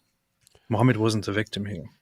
And aside from all the moral aspects of the sexual stuff and the marriages and all that, just even looking at the history of the development and the politics of Muhammad and the Muslims, I would say Muhammad was not a nice figure, and the Muslims were not the victims. Two quick things. One, people are pointing out that mutawatir sounds like mutawatir. And they're saying that sounds gross. But side note, if you want to respond to what AP says, Issa, you can. I understand what AP is saying, and it's one of the difficult things. This is why the Muslim community is really divided, because you have different visions. Like an Ismaili would take, like with the Aga Khan, they take a very different kind of view of who this prophet is, and it is interesting. So if you take the Sirah, Ibn Ishaq, you take Tabari, you take all of these source material, you do have a certain person that's very different than some people view it, and then you have people who see this material and that is who. So the prophet is a very different figure based on what is viewed as evidence. And if you take like a Sufi narrative, there's other kinds of like inspirational types of evidences that people use, which is not based on history. It's a more religious, spiritual evidence, and that's a different kind of space altogether. But if we take these sources, I can see where AP is coming from in his argument in this situation. And it's not easy for me to hear that, but I understand that is, I get that case. I understand that case. And then there are people who are like academics, like you have someone like Dr. Joshua Little, who says, are these, they say, well, it's Orientalist, but I don't think Orientalism is bad. I take a different position. A lot of people think Orientalism is really bad, but I'm like, I said this in our conversation, AP, where I said, I think ex-Muslims need to have conversation with Muslims because they have a different kind of viewpoint than Muslims do. If you're in an echo chamber and you have no challenge, then you're just going to keep repeating what everybody else is saying. You need to be challenged and you need to grow and say, well, are my views coherent? Are they correct? Are they right? And do I need to fix them? Do I need to adapt them? Do I need to grow? And when I hear people talking about Hadith, it's very bizarre because the Hadith sciences are very strange to me as a scientific system, because the way that it is, it's good people said good things. That's literally what the whole science is. We don't have anything deeper than that. It's that we don't know if the material is true. All we know is it's claimed that this good person said it, and he told this other good person, and they told this other good person, and that makes it true. And I'm like, well, where's the veracity? If I use a scientific method of testing it, I can't test it. That's unreliable. I can't repeat that test. How do I even know if this person said it? How about if someone lied? What is the test to prove that someone didn't lie and just insert someone's name there? We don't know. There is really no way of proving that. And that's a problem. That's a real problem of trying to say that this is, first account. And as Dr. Joshua Little says in his thesis on this, he makes an argument that he makes 21 cases of the unreliability and the difficulty of taking the hadith as a scientific source. He's like, it's anachronistic. And he also says that there's a lot of hadith that seem to reinforce the people of the time that they're revealed. So I think that is another issue. There's a lot of issues that I think we need to engage and be fair with. Yeah, so I would, I'm kind of able to look at it from both perspectives, but if you look at it from kind of both perspectives, I think AP would agree here. Yeah, if you take these hadiths, if you take the Sunni hadith collections as seriously as Sunni Muslims do and think that there are these awesome sources of reliable information, you have a ton of problems. If you treat them as unreliable, you have significantly fewer problems, but you also don't have enough. You don't have a lot to go on as far as figuring out Muhammad. Like once you say, "Hey, I don't believe these sources anymore," and if you've just kind of got the Quran or maybe some things in the hadiths that you do take seriously, even if you're regarding them as generally unreliable, it's just like Muhammad's some guy and we don't know much about him. So how do we know enough about him to say whether we believe in him or not, or something like that? But I have to say, I don't think that would be as much of a problem from like a Sufi perspective as it would be.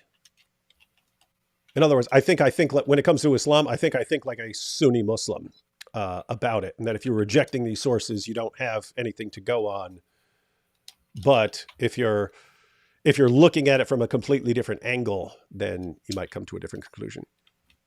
That's really fair. I think it's a fair thing if we are, and I've seen a lot of like rationale, like people try to rationalize these sources. Like that's what Ali Dawah was saying in his argument. He was like, well, you know that the 6 years old to 9 years old. Hey, that's pretty good.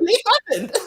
And I was like, and you listen to that, and you're like, and he doesn't actually provide us evidence, which I think is bizarre. He just tells us, and he does this weird thing where he makes up a story, but he doesn't actually qualify his story, which I think is problematic in his narrative. What is his evidence for it? Why is this good? See, with the other wives, you can make an argument. Muslims make an argument. So Ahsan and Jamaa make an argument. They were like, well, these women needed to be married to the Prophet because it created bonds with different clans. You know, it was a political maneuver. It wasn't about sexual gratification. That's the argument that folks use. But with this other situation, he could have married Asma. Asma was around maybe a late teenager, according to the narrative. But, you know, like, why not Asma? Like, it's an interesting question. You know, I don't think she was married at the time. I'm not sure, but I think, I don't remember exactly, but I think that is a case. So I'm like, I don't know. It's a very strange thing that you want to hold on to. I don't see what you win. So this is my position with these arguments. Please. Other wives also outlived Aisha. Yeah.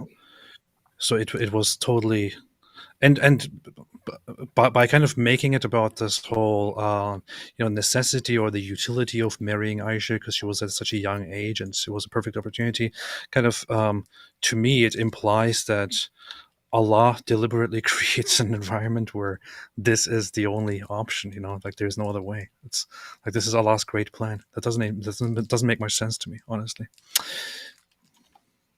One thing too, and this is something that I always have a problem with, and I think you should have pushed even further, David, on the argument of tahrif, the corruption of the text. I think Daniel was trying to take the position that these texts are corrupted. What happens with some of these arguments, if we're looking philosophically and logically, is what you're doing is you're winning a battle and you're losing a war. You're winning a battle and losing a war, where you're like, well, these things don't seem to corroborate what I'm saying. So they have to be false and wrong.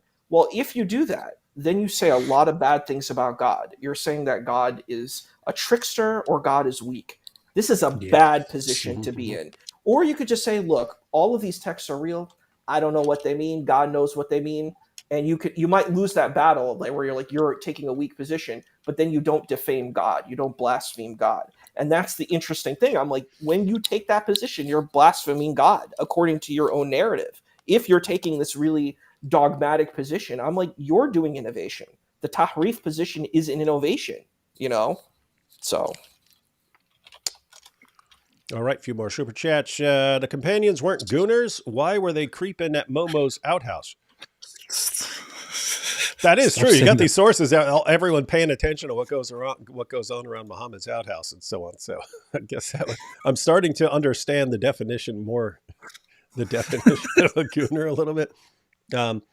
That was the best interview with Andrew Gold, AP, shared with family. Glad you went. God, good bless and protect you and whole family. Thank you so much. Appreciate it. It was very good nice. interview. Now let's say, hypothetically, I failed my edge while gooning in a casino. Would that change the fake? Stop. Just No. stop now? Okay. Yes, stop. Okay.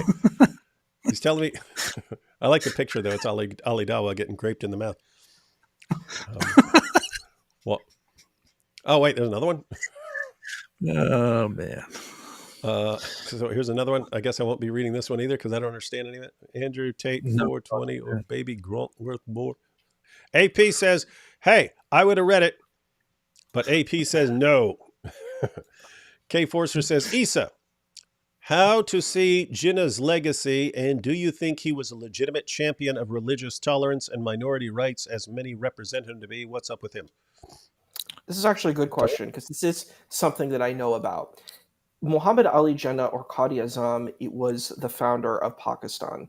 And he's actually compared to Theodore Herzl in a lot of ways because they were like secular folks. Muhammad Ali Jinnah was not actually a Sunni Muslim. He was actually an Ismaili, which is a kind of a form of a Shia, very kind of progressive, liberal, like, if we want to use these words. Like, you know, they were more, I guess... they tend to be a little more philosophical in my experience. Philosophical, yeah. And they're not really... You don't have to necessarily do the prayers. It's not fixated on that type of things. It's much more like be a good human being, that kind of stuff. He married a Zoroastrian woman, so his kids were Zoroastrian. I think he drank, he smoked. So a lot of people are like, AP's going, yes, my new hero. So they're like, and you know, there's another cool story too. They made a movie about him, and it's played by Dracula himself, Christopher Lee, as well as Saruman and Count Dooku. And he's a James Bond villain, the man with the golden gun, Scaramanga. So Christopher Lee plays Muhammad Ali Jinnah in Jinnah, the movie. Hey, that dude was an actual killer, man. Who, Christopher Lee? Yeah. I didn't know that. He was a Nazi hunter after World War II. He was one of the guys who went down, who hunted and assassinated Nazis. Really? I didn't know that. That's a cool thing. See? Hey, since you like movie trivia, I know AP's gonna freak out, but we're almost done. Since you like movie trivia, there's that scene in Lord of the Rings where he gets stabbed in the back by Wormtongue. I saw the interview with him, and the director, Peter Jackson, is telling him to go when he gets stabbed and make some noise, and he kept refusing to do it.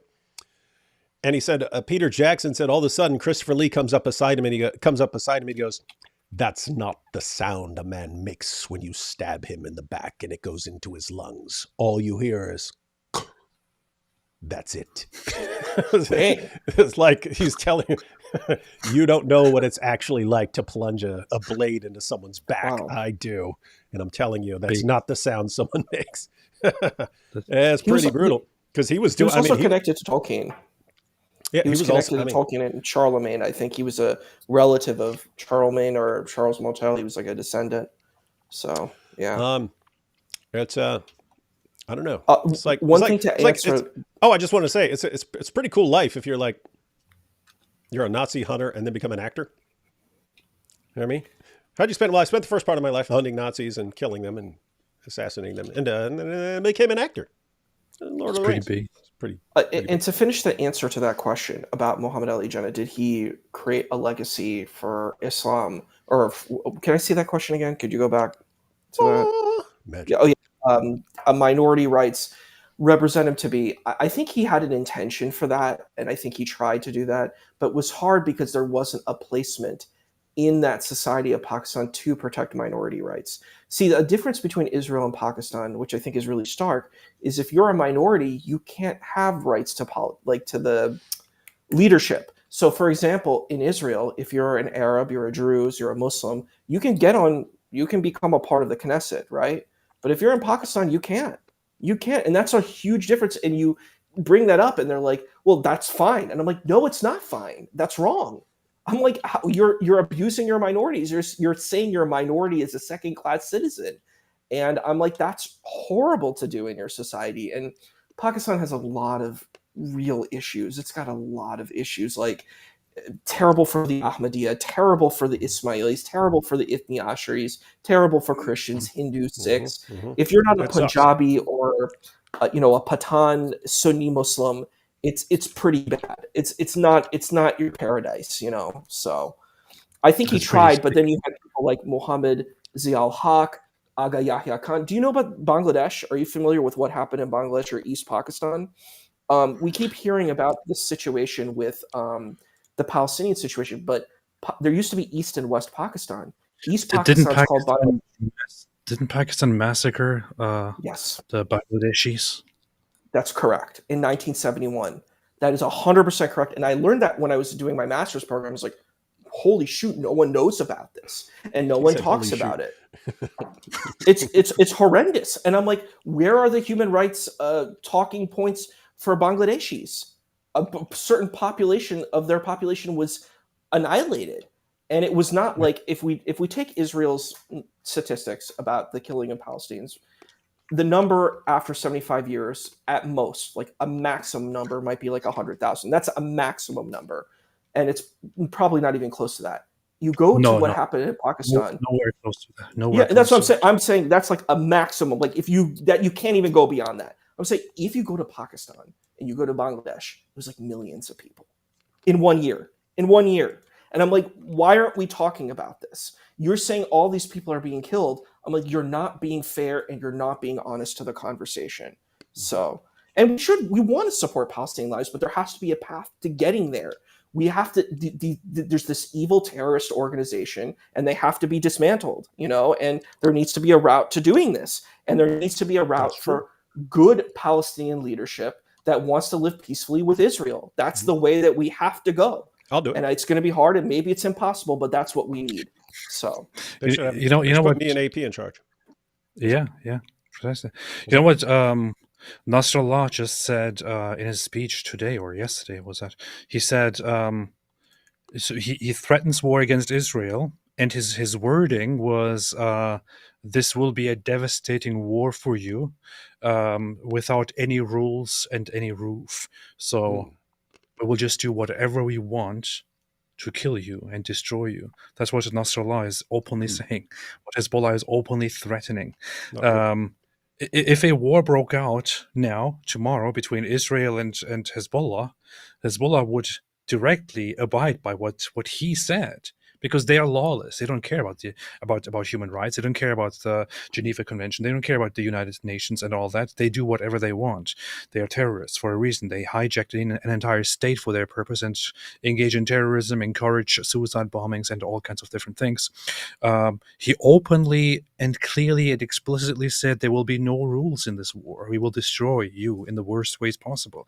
If now a war broke out and Hezbollah did precisely that and massacred or attempted to massacre people left and right, who people would still Blame only Israel? criticize Israel in this entire thing and blame it all on Israel. Yep. This is the messed up world, the double standards that we're dealing with. You have the prediction here, folks.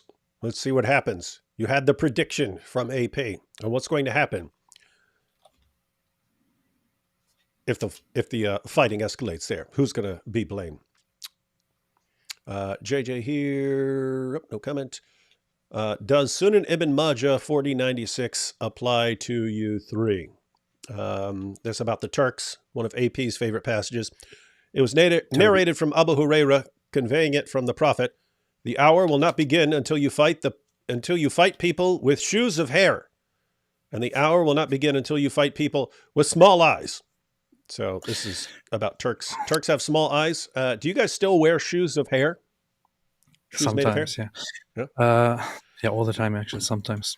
Always, sometimes. But this is just one of those hadiths that are obviously made up. Yeah, no. Obviously made. Like, obviously fabricated after even though it's Muhammad. even though they're sahih, obviously made up. I agree. Yeah.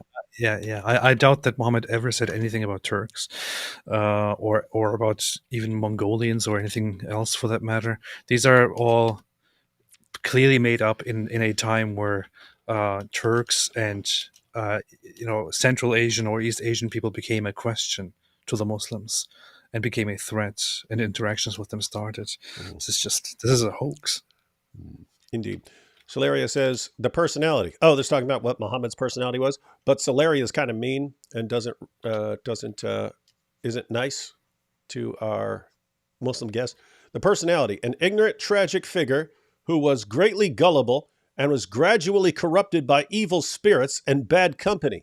He slowly became more violent, sex-hungry, greedy, angry, pitiable. Gosh, tell us what you really think, Solaria. That's the most racist thing I've heard in my entire life. Stop holding back, Solaria. Holding back. Trying to tickle everyone's ears with being nice. Most racist thing ever. That was pretty racist. Lloyd says, thank you for answering my questions, Issa, but your answer was only describing some things Muhammad did, but nothing describing his personality or character. So I guess, what do you mean personality-wise? You're talking about like one of those personality tests? Like, so in that narrative, they said that, you know, again, I'm not going to disagree with the AP. It is a sanitized version. So I'm already going to give the disclaimer to that. But in the version, you have the prophet who is kind of forgiving, who's understanding. And I know that this may not match what we see in the Sirah and the Sunnah tradition. I'm not going to deny that. But you see someone who cares about the orphan, you know, as-sadiq, a truthful, an arbiter, someone who is patient. These are the kind of things, you know, someone who cares about those who are disenfranchised, an equalizer, someone who, you know, at least for the time, supports women. This is the kind of narrative, at least that I saw growing up as a child. You know, becoming an academic, it's more complex, but, you know. Monkey here says, why do so many Christians argue amongst themselves about the nature of God and Jesus? Isn't it just to do what Jesus asked of you? Follow his example, fight your evil desires with the strength given by God to be able to do his will, like one sees in the Sermon on the Mount. Yeah, there's no either, or. You don't have to pick. You don't have to pick like, oh, do we want to be accurate about the nature of God or follow the example of Jesus? Ideally, you would be doing both. You would follow the teachings of Jesus, but the Christian idea is if God has revealed things about himself, then why wouldn't you want to know those things? Or why wouldn't you want to be accurate about them? AP's, what sort of dumb thing is going to say? By just asking why they are fighting and how they shouldn't fight and focus on this, you have already joined the fight. Congratulations. Yeah, you're in here trying to correct Christians on everything and stuff. Why don't you just be nice? Yeah. Uh-oh. Here's AP's buddy again. Now let's say Muhammad bussing down with Aiden Ross in Palestine. Is bussing mean riding a bus or something sick and perverted? No, I don't think that has a very bad meaning. You can continue. So, okay. Yeah. So he's bussing. He's bussing with Aiden Ross in Palestine would mean that it was all for clout, or Muhammad just going for the victory royale. I don't know. Ever since Aiden Ross sniffed Andrew Tate's chair, never been able to. Oh, wait. Now they're all doing it. Rizzler Muhammad, always on the lookout for Pampers ghee. I don't understand anything anyone's saying at all. It's Gen Z language. It's Gen Z language. Yeah, and that it's become. I hope this doesn't become a joke on the show to use a bunch of Gen Z language with the old guy who doesn't understand it all. Lloyd says, to flip my question, Issa. Here we go, Issa. To flip my question, Issa, if someone asked you to describe Yeshua to someone who knew nothing about him, how would you describe him? Oh, that was a follow-up to how would you describe Muhammad? How would you describe Jesus to someone who knew nothing about him? I don't think there's much controversy here. It's a lot easier to do that. Like, you can just say that this is a person who was really cared about everyone around them, around him.